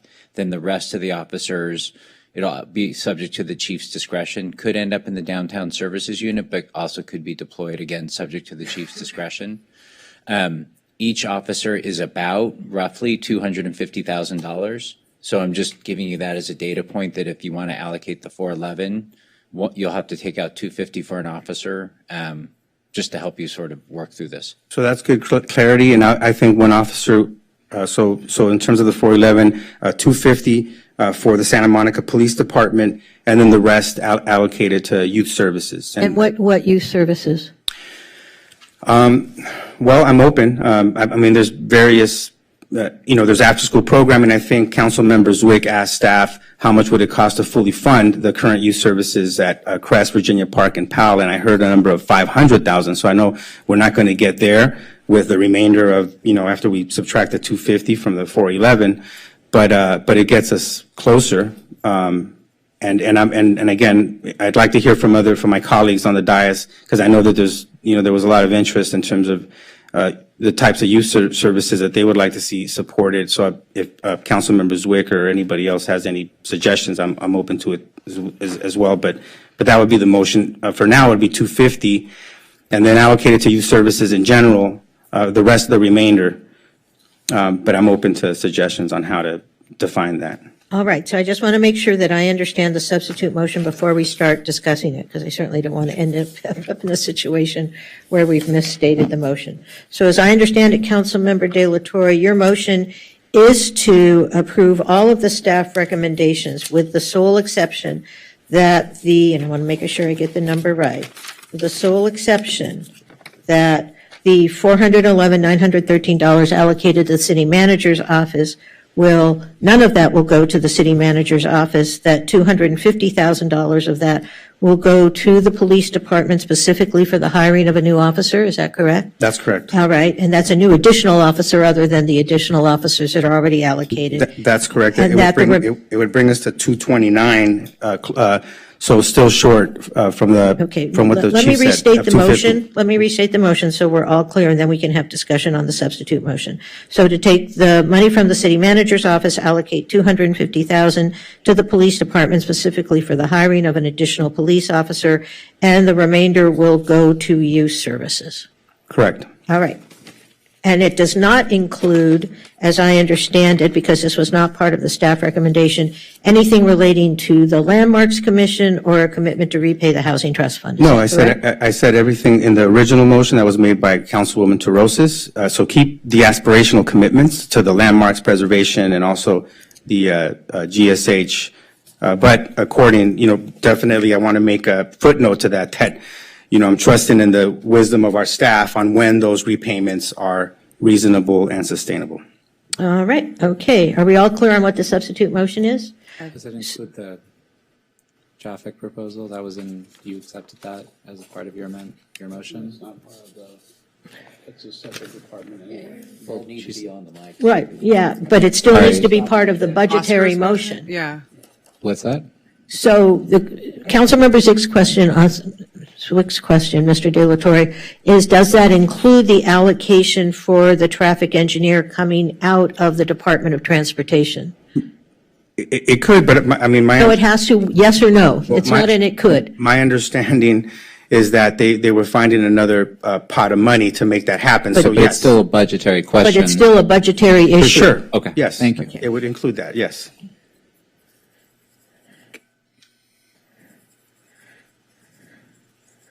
All right, so that is the substitute motion. So now we're going to have discussion on the substitute motion only. Do we need a second? Yes, you do. Is there a second? Good point, Councilmember De La Torre. I want to support, but I want to have discussion, so I just. No, we were not going to have discussion before there's a second. Give a second. All right, okay, so it's made by De La Torre, seconded by Negrete, and now we'll start with Councilmember Terrosis, and we're going to go around the horn this way on the substitute motion only. But she gets to start because she made the original motion. And I had my hand up. Can I just ask a question for either the city manager or Chief Batista? Because my understanding in various conversations with both the chief and the POA and other individuals, how quickly can you actually hire against these vacancies? like, generally speaking, again, I'm not, the foremost expert here, but I've worked in government for 10 years and I've led on the executive management team of 3 different departments. And typically we don't allocate additional positions until all the positions are full and you can show that there's additional work that needs to be done. So I guess I'm just a little bit concerned, like what is an additional position going to do if we haven't already filled the ones that have been allocated? Good evening, Madam Mayor, Councilmember Torres. Mike. Oh, sorry. Am I on? Yes, you are. Sorry. All right. So I think last night I mentioned that it appears as though we're narrowing that gap for the folks that we have vacancies for, and we have about 10 right now. In talking to the lieutenant that oversees recruiting and hiring, he really feels as though in the next half of the year, if we don't get the capacity with vacancies, that we're going to be at a point where we're not going to be able to do anymore. Right. So every vacancy opportunity that we have gives us that flexibility to fill those things. And so it could happen that we could fill those vacancies much sooner than I had originally anticipated, and just simply because the pace at which the recruiting unit is going out there and pulling people into Santa Monica. We're still going to have the other issues to contend with, people that are on long-term injury, right, and some that won't ever come back. Right. And because you haven't filled all of your positions and you're still recruiting, you have salary savings, correct? Because aren't we budgeting at the full amount for the positions? I'm sorry? We're budgeting for the entire position and we have salary savings because we haven't filled them, right? Right, we have salary savings. What do you do with the salary savings? What do we do with the salary savings? So a portion of that goes to pay for overtime. Okay. For as one example. And I mean, I like to make database decisions, and I think Councilmember De La Torre said, like, we have astronomical crime, and it's the #1 issue, and obviously clean and safe is our top issue, but I believe you came to us to show us, like, the trend data. Where are we doing, like, vis-a-vis last year, the year before, 5 years ago, in terms of, like, crime from a data perspective? So it's moving in trending towards the direction of the numbers that we had in the normal years of about 2018, 2019. It's slightly below those years, but that's the trend direction that it's going in. I'll give you an example, I think, that really articulates or illustrates the challenges that we have. I talked about how we created special units like the DART team and neighborhood resource officers by drawing officers from patrol. Well, here's an area that, like, really it will make sense to you, is that the downtown services unit was originally staffed to have 18 officers, and 18 officers would give us the kind of capacity we need in order to cover Palisades Park effectively, the parks and into the pier. But we're operating with about 11. Okay. And so that's like an example. And I talked about pulling motorcycle officers off traffic and into patrol, detectives, the same thing. So it just continues to be challenging when we create specialized units for specific issues. Sure. But we're pulling in from patrol and not replenishing them. Yeah, that's a problem. Okay, great. I appreciate it. And then so 250 to the police and then 150 to replenish Crest, Pal, and VAP, it sounds like, because it sounds like we wanted youth services. But my understanding, I thought I heard 600,000, but maybe I'm wrong. 500,000 is what we heard last night. Was it 500,000? Yeah. So, yeah, I don't feel like splitting the baby because you're going to piss someone. Sorry, excuse my French. I mean, if you have 150 of the 500, like, we obviously can't restore services all 3 of those places. So how do you make that decision in a way that's effective and actually improving service delivery? Like, which of the 3 do we choose? Can you even do one of the 3? I don't know. Like, these are questions in my mind that I'm concerned about if we only allocate 150,000. I don't know if Ms. Noble or our city manager wants to address that. So we did put together some numbers, and so you could make a decision between VAP and PAL, but you couldn't do both with that amount of money. So there isn't enough resource. Crest is more than what's left, so you'd have to choose between the 2. Okay. Can you read those numbers? Yeah, so Crest full restoration would be, you looking over my shoulder? Crest full restoration would be 177,284. VAP full restoration looks like it'd be 151,652, and PAL full restoration would be 151,652 as well. And the total amount is just around 500,000. Okay. I'm concerned. All right, do you have any further questions or comments on the substitute motion only? That's exactly, no. okay, all right. Mayor Pro Tem Negretti, just so everyone knows, we're going to go around the horn. I will go last, as is tradition, but everyone will get a chance to address the substitute motion. So, because we have to follow such a formal process, I wanted to be able to have this conversation. I think we're all trying to work towards our goals in the city, which is public safety, and that includes a lot of things, but let's be honest, a lot of it is the stuff that we're dealing with, the unhoused and the perception of crime and whatnot. So those numbers that you just gave, I'm just trying to be flexible. 151,652 for Virginia Avenue Park. It's the same for PAL. Can you be more specific as to, like, I know at PAL they don't have certain things happening. I'm wondering if, it's not to get into the weeds, but if we were to diversify, like, these two programs are able to be turned back on at Virginia Avenue Park and at PAL, and I don't know how it works with Crest, because that has to do more with, like, after-school care, I presume, right? Sure. So I'll just kind of go through the work that our community services staff pulled together. So and then, unless I knew you want, I'm good. Okay, I'll just go with it. I just didn't know if you wanted to add anything. So with Crest. Excuse me, Mr. White. Councilmember Brock, since we're in the middle of a hearing, you're fine to take a break, but it's better if you don't talk to people who are testifying at the hearing without including the entire council. Go ahead, Mr. White. So for Crest, it'd be a total of about 1.75 positions. One's a program coordinator, and that's 3/4 of a position that's a specialist. And what that would allow us to do is operate Crest fully at 7 school sites, and that allow us to serve an additional 20 participants in Crest Club and additional 75 participants in enrichment. Okay. For Virginia Avenue Park, it's the addition of 2.75 FTE specialists, and that would allow us to reduce our wait list for elementary programs, as well as let the Teen Center get to full programming to middle and high school youth, and that would include college-bound programs, leadership, job readiness, and arts music education. And then for PAL, it would be the full restoration, which would include 2.75 specialists, and that would allow PAL to eliminate their wait lists for the PAL Youth Center and to extend hours at both the youth center and the fitness gym. Is that?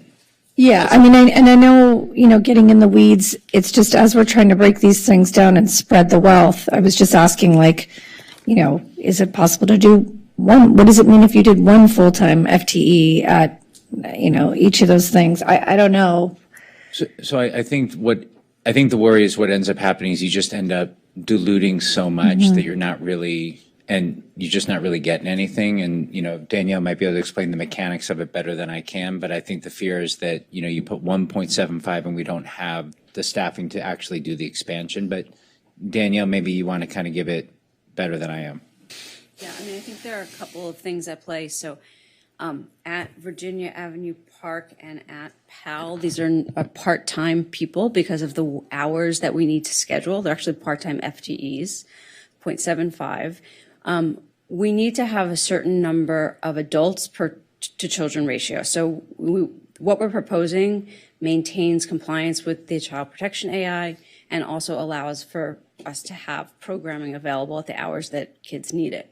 So it's not about, this staffing model is very similar to what we've always had, and where we have some part-time staff and some full-time staff. So basically what you're saying, or I'm hearing, is we either fully fund one of these programs individually. There's no such thing as really partially funding it and bringing back one part-time person doesn't. Correct. With the staffing where we're at, it's making that move to getting to a full restoration. And then to go back to your, what you brought up, the CIP and spending $150,000. I think I don't want to say issue, the only concern is like, what does that mean exactly? And what are we going to see at the park that can't already be done? Because if it's not the Miles Davis Playhouse and it's not reactivating that, then what is that? So we want to come back and spend a little more time on that with you. We have only worked for the past 8 hours on all this stuff, and we're just trying to really kind of pull together and think about what would be most meaningful. So we'd have to come back to you in June with it a bit more fleshed out. But the thinking generally is that we know, in talking with Rick, it's pretty clear that the improvements that are needed at Reed Park are going to extend beyond the 200,000, so it's not going to get to where it needs to be, particularly with lighting improvements and whatnot. So, we can have more, flesh that out a bit more detail. On the programming side, again, we hadn't flesh it out. I'm just throwing it out there as conceptually, that's where we'd want to move the dollars to. We haven't put anything in detail for you. Just there hasn't been the time. I think that's the problem, is we're trying to respond to the community's concerns, and like that, to not be able to see the fruits of the money and the work behind it is a tough one. And just as you said, you've had 8 hours. I feel like we would like, this feels like we don't have enough time. And staff has spent, hundreds of hours, obviously, but now we're in this discussion of how we could move things around, and it ends up becoming contentious because we're trying to spread things evenly. And I understand the importance of that position, but if we leave that position, then it only leaves us with $211,000. Is that out of that 411? And there's no way of splitting that baby. I'm looking at you, Delatorre, like because what I'm hearing is funding the youth programs is a no-go unless you can do all of it. And if we do one program, then the other two aren't being served. That's kind of what I'm hearing. Like, you either do all of these three and bring it up to full restoration, or you don't bother. Is kind of what I'm hearing. You could choose to you could choose to pick one of the three with the numbers we provided to you. Higher priority? I know CREST to me seems like for working parents, your kids are already at school, and these are programs that help people who need that extra extended care, if I had to guess. Obviously, they're all valuable and important, but I do know that the other programs. That's the hard part from our perspective. Honestly, they're all really important and valuable programs, and so I think it's really difficult for us to put a value judgment. Is one more important than the other? They're all really important. We're just trying to give you the numbers of what they are to help you think through where you'd want to put the resource. Is there a world where we, I'm trying to add up all these numbers, but if we were to look at CREST and we were to look at another full-time officer, and then we had enough money that would cover this consultant position first, and then is it possible that in a year we get to the point that we can fulfill this other position at its full capacity in the city manager's office, or is that something that has to happen now for it to be successful? That's that one more. That position that is $200,000. 50,000 of it is, from what I understand, is including some sort of consultant that's specific, right? Correct, and 150,000 is the position. Right. So what I was asking is, when is this consultant? When are we thinking this consultant needs to be working on the LA Marathon? LA 28. Now until. We're behind. We are behind. LA 28, in our opinion, is behind. And the agreements that we're going to be bringing forward to council will be this year. So we want to make sure that our community, our businesses that are all going to be impacted by the facilities, because they do have to build out the venue in our city, unlike in other locations, are going to be impacted for at least a 4 to 6 month period in 2028. So does it make sense to have that consultant?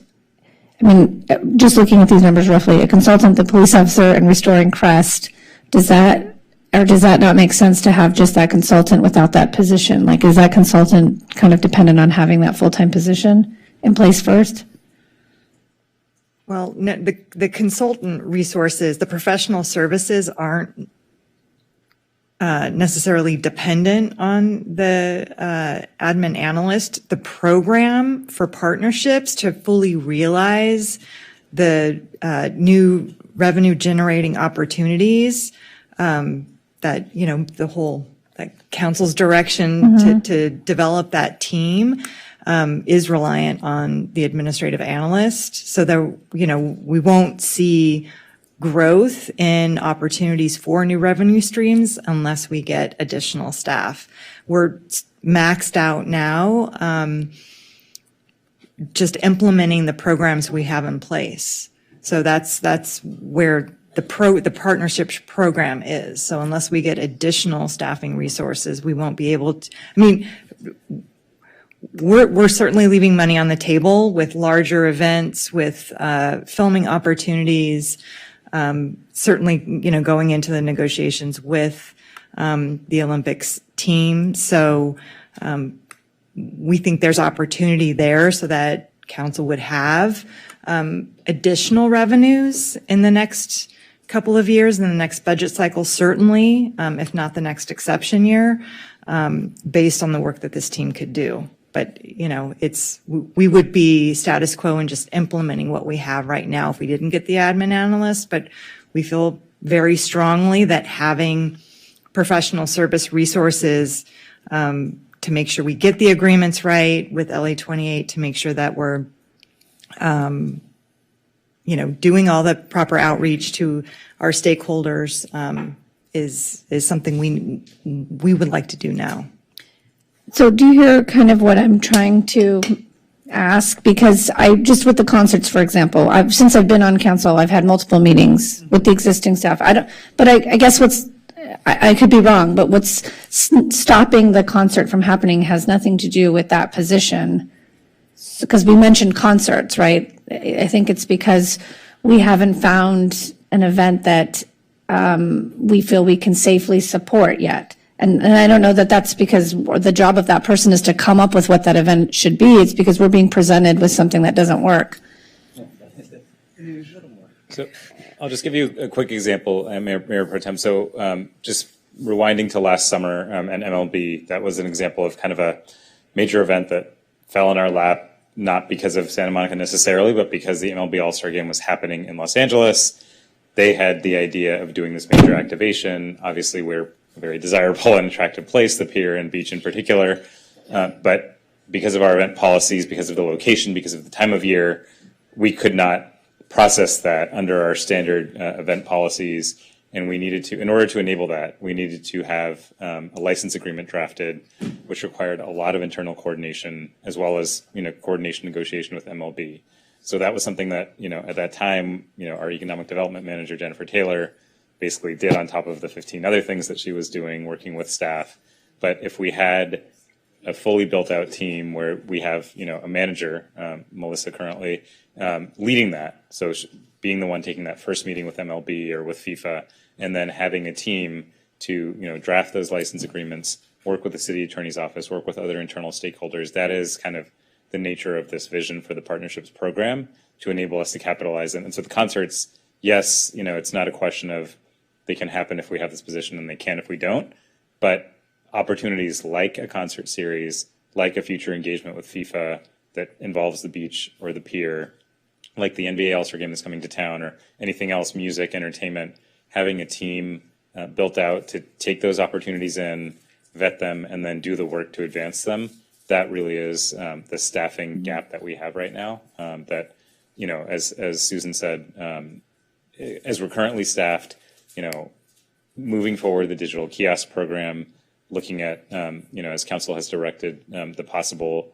Macerich program, administering the We Are Santa Monica Fund, and then, the LA 28 program, that really is more than even the capacity of the two people we have currently staffed. And to be able to be proactive, look at new events, develop license agreements if needed, that's where we need to kind of build out the team, and that's the genesis of this request. And it's not none of those, that wayfinding signing money, that's all already accounted for. I think that's a yes. I don't know if you would want to add any more to that. But.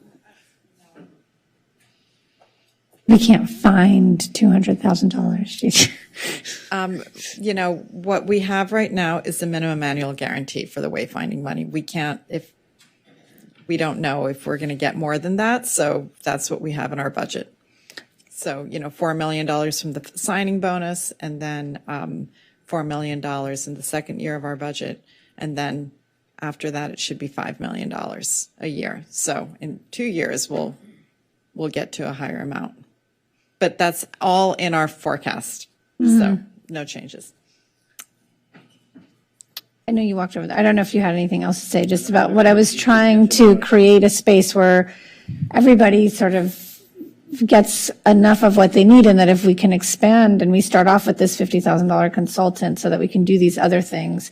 Because I do look at, like, I mean, I don't know, the chief, I don't want to make him walk all the way back up here, but we hear about overtime all the time. And so I wonder, I don't know the numbers, or even if you have, chief, off the top of your head, what one police officer additional adding to that number does for overtime, or if you do, city manager? I don't think it'll be an overtime impact because, so for example, like with 7 officers that we're proposing to add, we're not staffing up to that level yet. So because that's supposed to be deployed for the expansion of the help team, and we're not going to deploy to the second help team until we reach those staffing numbers, and we won't be incurring overtime for it. So that's why in the budget we talk about wanting to use accumulated savings to invest in technology for the police department because they want to achieve a higher level of technology. So that's why it won't be an overtime impact. Okay. All right, Councilmember Brock. And I just want to remind you, if you don't have anything to say, you don't have to say it. No obligation. Have you ever found me to have nothing to say? Even if you believe I shouldn't say it. It's 10 o'clock, folks. Okay.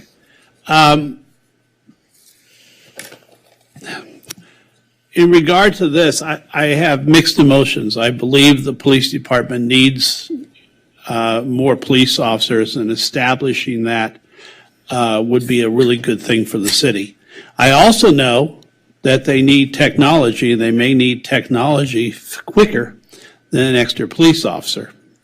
So that's one thing to think about. I'm concerned, we were talking about youth, and I came to the meeting with 2 different concerns. One was aquatic swim instruction, which I championed in 2014, 15, 16 on the Recreation and Parks Commission, that I believed every child in the city should know how to swim. And by the time they're in 3rd grade, they should be able to swim, and it should not be a charge to their parents. So I wanted universal swim instruction for all 3rd graders in our city. So that was one of my initial requests. And the second one was something I asked for last night, which were trees, trees, trees. So those were 2 concerns I had, to increase the number, to start to bring our tree canopy back, and to make sure that every child in our city knew how to swim. I thought those were 2 important issues that could help all families, all people in our city. So I'm not sure if there's a way to put those in right now because we're now at youth instruction, and I don't know what universal swim instruction for 3rd graders, how many 3rd graders we have in the city who don't know how to swim.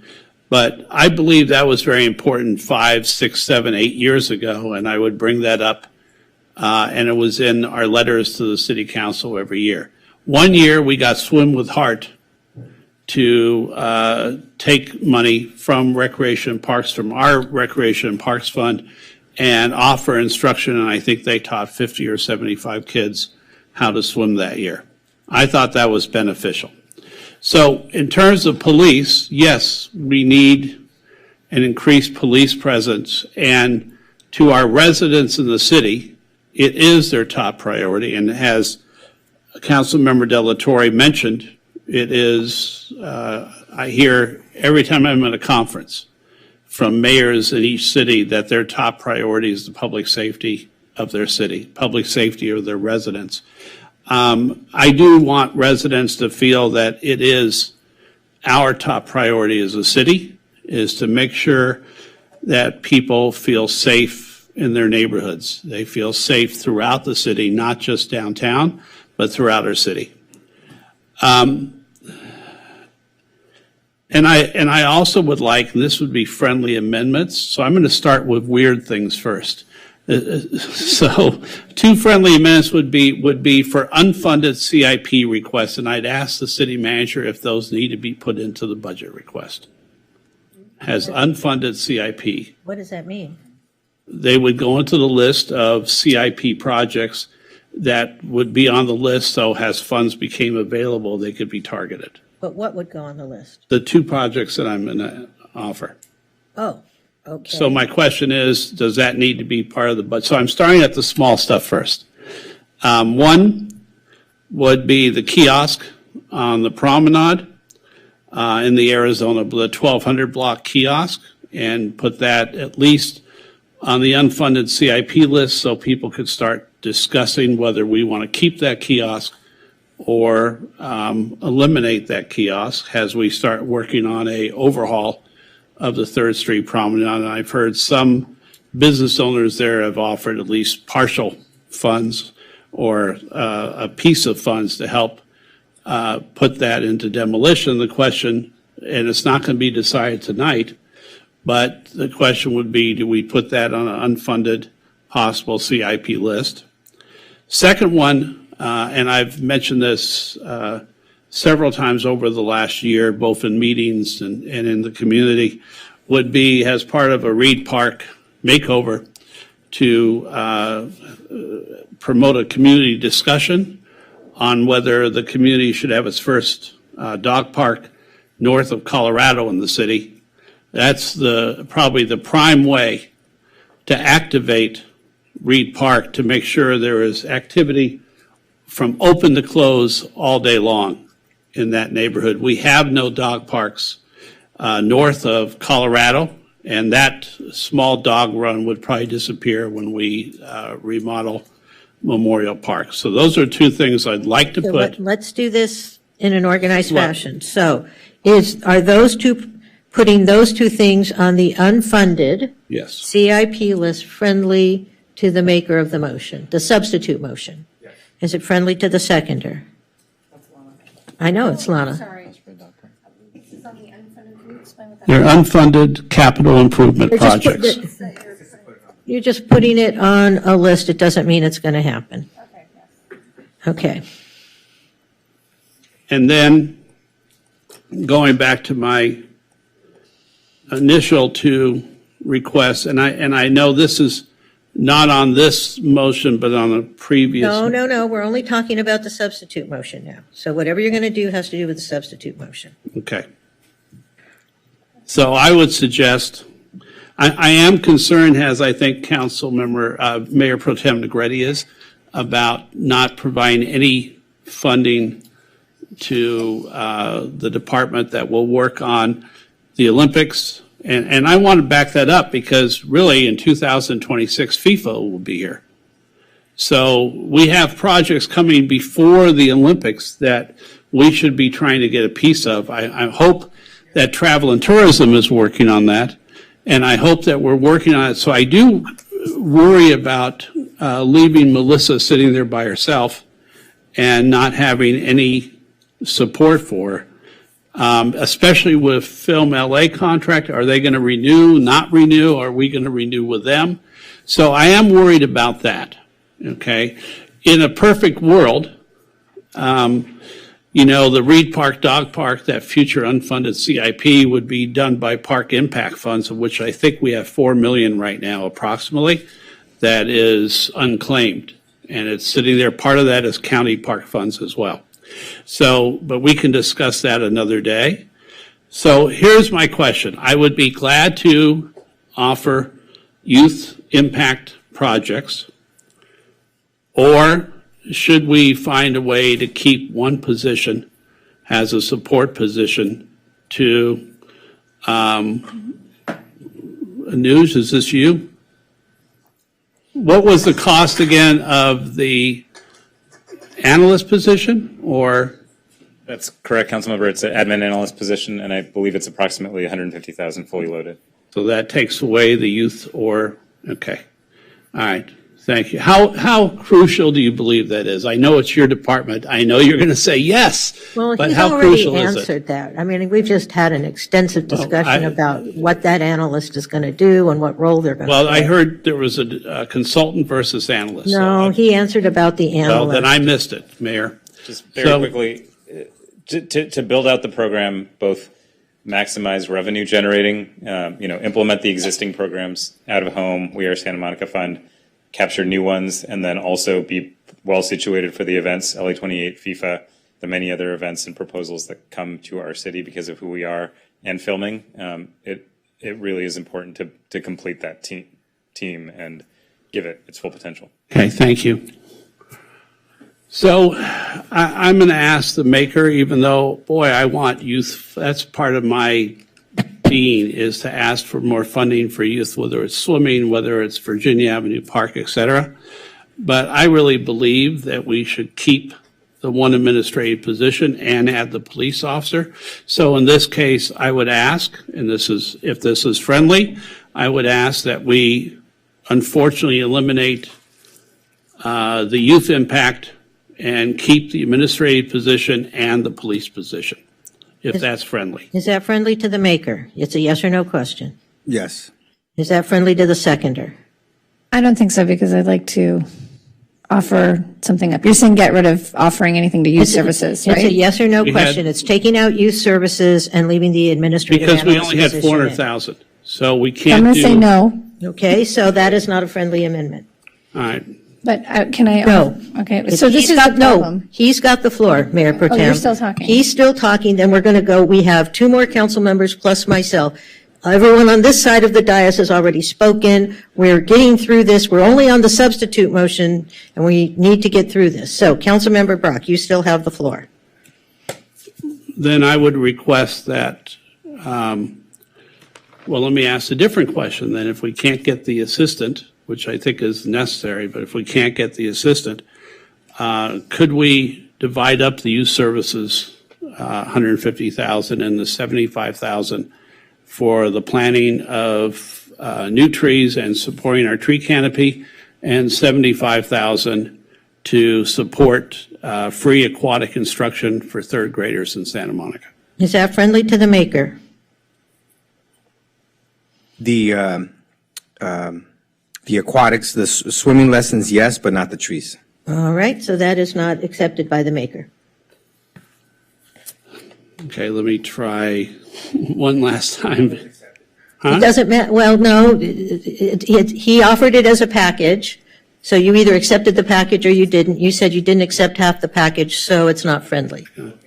I will again request up to $75,000 for the next fiscal year for free aquatic instruction for third graders in our city.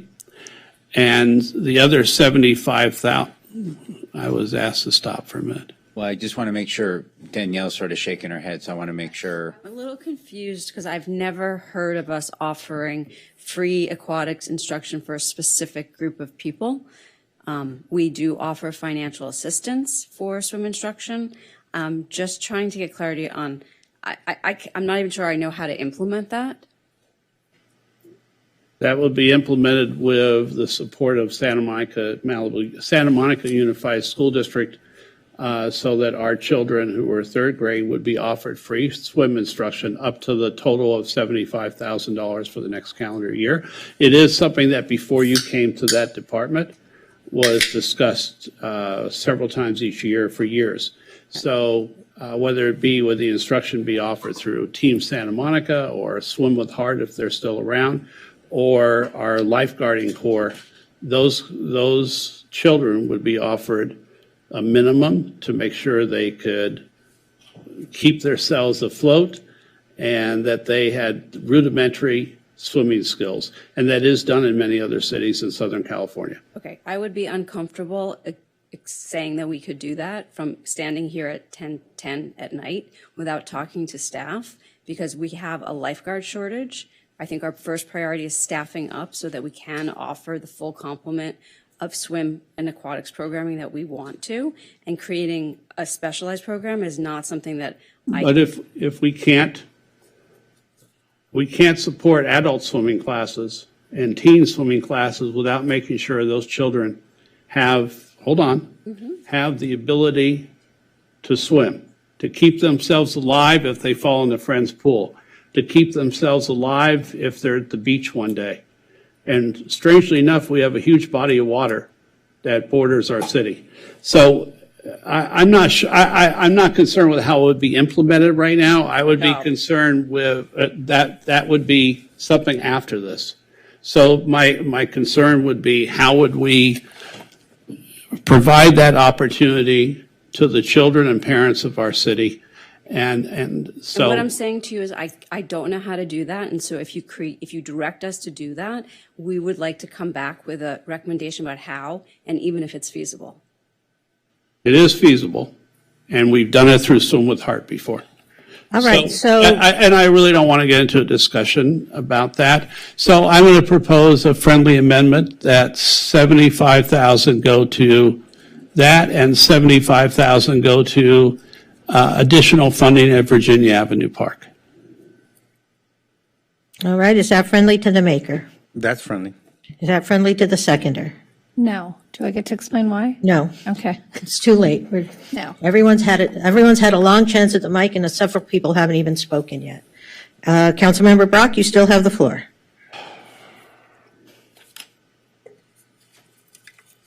So I just want to recap. We can't get a staff member to support the city manager's office on filming and FIFA and the Olympics. Not under the current construction of the motion. I understand that.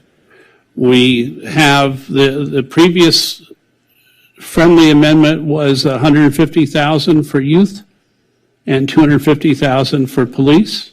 Am I correct in that? That was the original substitute motion. And that still holds as of now. I heard some discussion about the cost of facilities. Is there anything more specific on where that $150,000 would be used successfully in our city right now? In the context of Reed Park? No, context of the substitute motion, which is 150,000 for youth programming. I don't have anything at the moment. I mean, we already went through and figured out what the numbers were. I thought we said that we were close on adding 2 positions to Virginia Avenue Park. With 150. We could do that. Yeah. Okay, then I'll support that and let my other proposals go. All right, Councilmember Para. Okay, so it feels like a game of telephone because now by the time we're over here, I'm thoroughly confused. Would you like me to restate the motion? Yes, please. All right, the substitute motion is to adopt the staff recommendation as well as including returning the Landmarks Commission to monthly meetings and waiving landmark application fee for nonprofits, as well as having staff return in the fall. October was what was mentioned, with a specific plan for repayment of the Housing Trust Fund, and to include from the transportation impact fees the payment for the traffic engineer.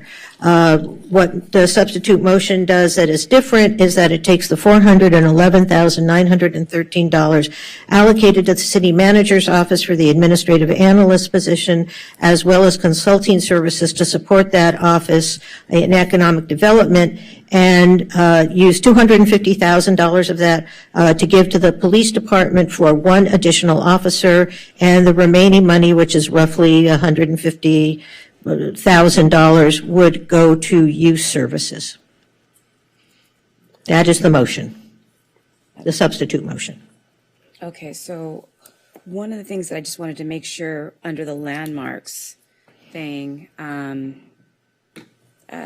did we include the demo review? Is that part of it? No, that has to be reviewed by the city attorney's office, so we can't really do that because it might be illegal to do that.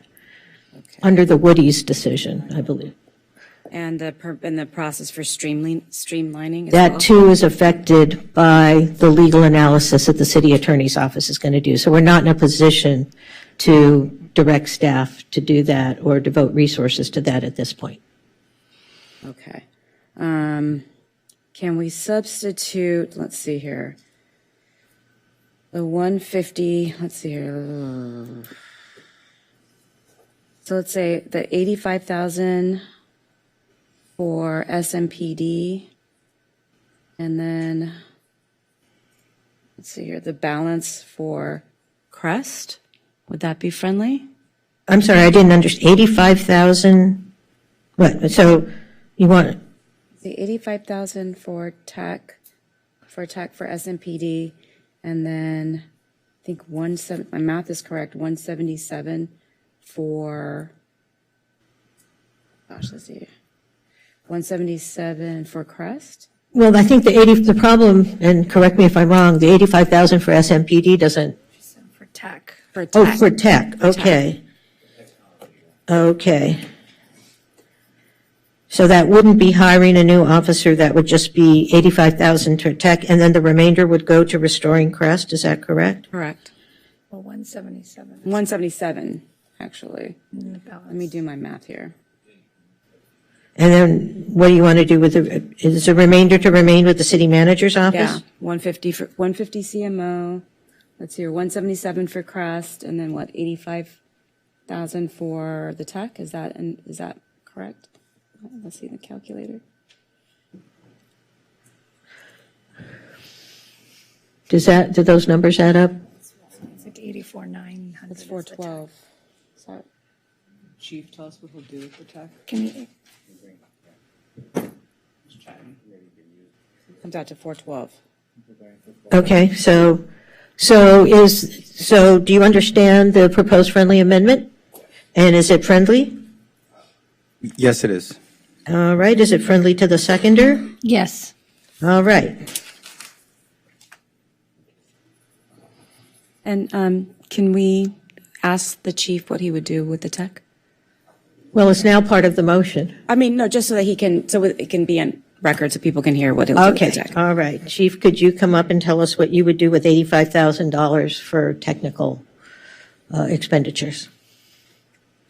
Technology? Technology, yeah. Instead of getting an additional officer, now the proposal and the substitute motion is to give you $85,000 for technology. I apologize, but I had not heard that. Well, we submitted a whole Excel spreadsheet on technology and software to finance here recently.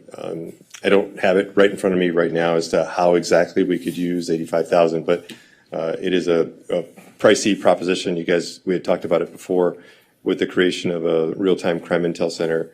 All of it is going to matter in order for us to be able to get the software and the licensing and the ongoing costs. would it exceed $85,000? And far and away down the road, of course. Does it go towards it? I mean, I think that, so right now, I mean. I think the question is, what are we going to get for $85,000? So if there's nothing because it's not enough, I mean. So immediately. Or if it's something towards that, I think that's the question. It is something towards that. I talked about licensing and software systems that we can acquire for 85,000, but that's those are just small costs initially towards the greater cost down the road. So Mayor, here's the game plan. So the game plan is, right, with the additional officers that we're asking for allocation go from 221 to 228. The game plan is to save, depending on how long it takes to hire, the idea was to marshal that, save that resource. So this 85,000 would sit in a bank account. It would likely wouldn't be deployed immediately. And we're trying to build towards this plan of this real-time technology center. So the idea would be that we will accumulate enough savings from the positions not until they're able to be hired. Because right now what we need to understand is there's a significant one-time investment and then there's a recurring investment for the technology.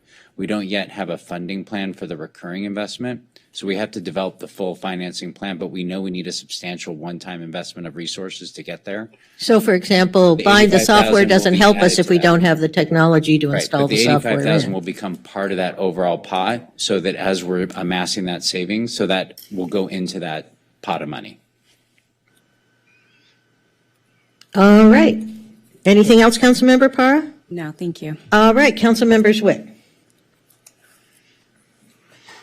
Okay. So the newest substitute motion as amended, just so I can get some clarity. 150 for the city manager's office to support this new position. 177 for the restoration of the CREST program, and that's the amount that was budgeted by the city manager for that program. Yes, 177,284 will allow us to get CREST to that 7th program. But we only have 6 campuses right now, or I'm sorry.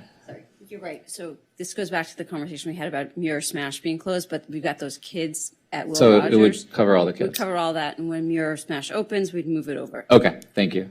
And the remainder, which by my calculation would be,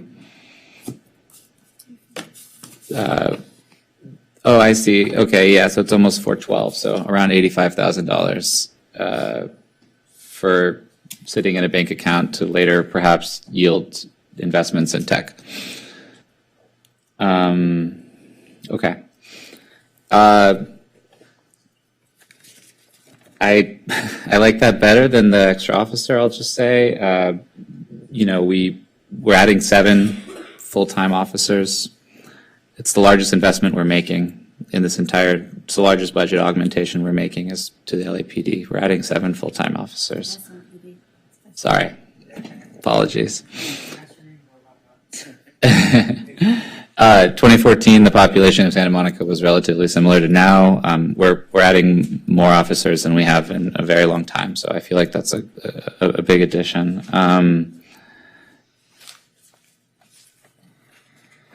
I just worry a little that when we talk about LA 28, when we talk about FIFA, when we talk about revenue from film, when we talk about the 1200 block of the Promenade, these are all efforts to bring in more revenue to our city.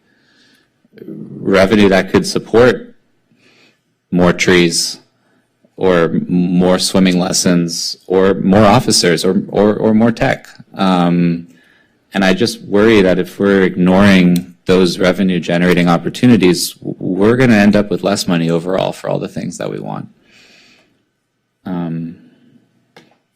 And that's my concern with the substitute motion, though I do like it more now as amended than I did before. All right, so it's my turn. I'm going to be voting against the substitute motion. I agree with Councilmember Zwick that I guess in its current form, it's, I guess we've sort of wrangled it to a better spot, but I don't think it's still a good idea, and here's why. You have to spend money to make money. And the fact of the matter is that being able to devote more money to the 1200 block of the Promenade with a design consultant will actually help us improve the prospects of what's happening on a block that we all know is underperforming currently. I think that the fact of the matter is that could form the basis for some real strategic differences for the kinds of businesses that we're seeing in the 1200 block could really boost city revenues through sales taxes generated by having increased businesses there. I also think that this council unanimously supported the idea of economic development in the downtown generally and on the Promenade specifically, and I think this is an opportunity for us to put our money where our mouth is. With regard to the additional $150,000 for Reed Park, there is no single spot in Santa Monica that I get more emails about than Reed Park. And I think that, we've had a lot of hand-wringing about various things that are or are not going on in Reed Park. And I think the idea of actually making substantial infrastructure improvements not only will make it feel safer for our residents, which I think is really key, but the fact that once we make those infrastructure improvements, we could start to use some of that money for programming. Somebody said, when you ask the police what's the most important thing you can do for Reed Park, it's programming. Get people into the park. And I think this is a real opportunity to do that. The current budget doesn't really allow that.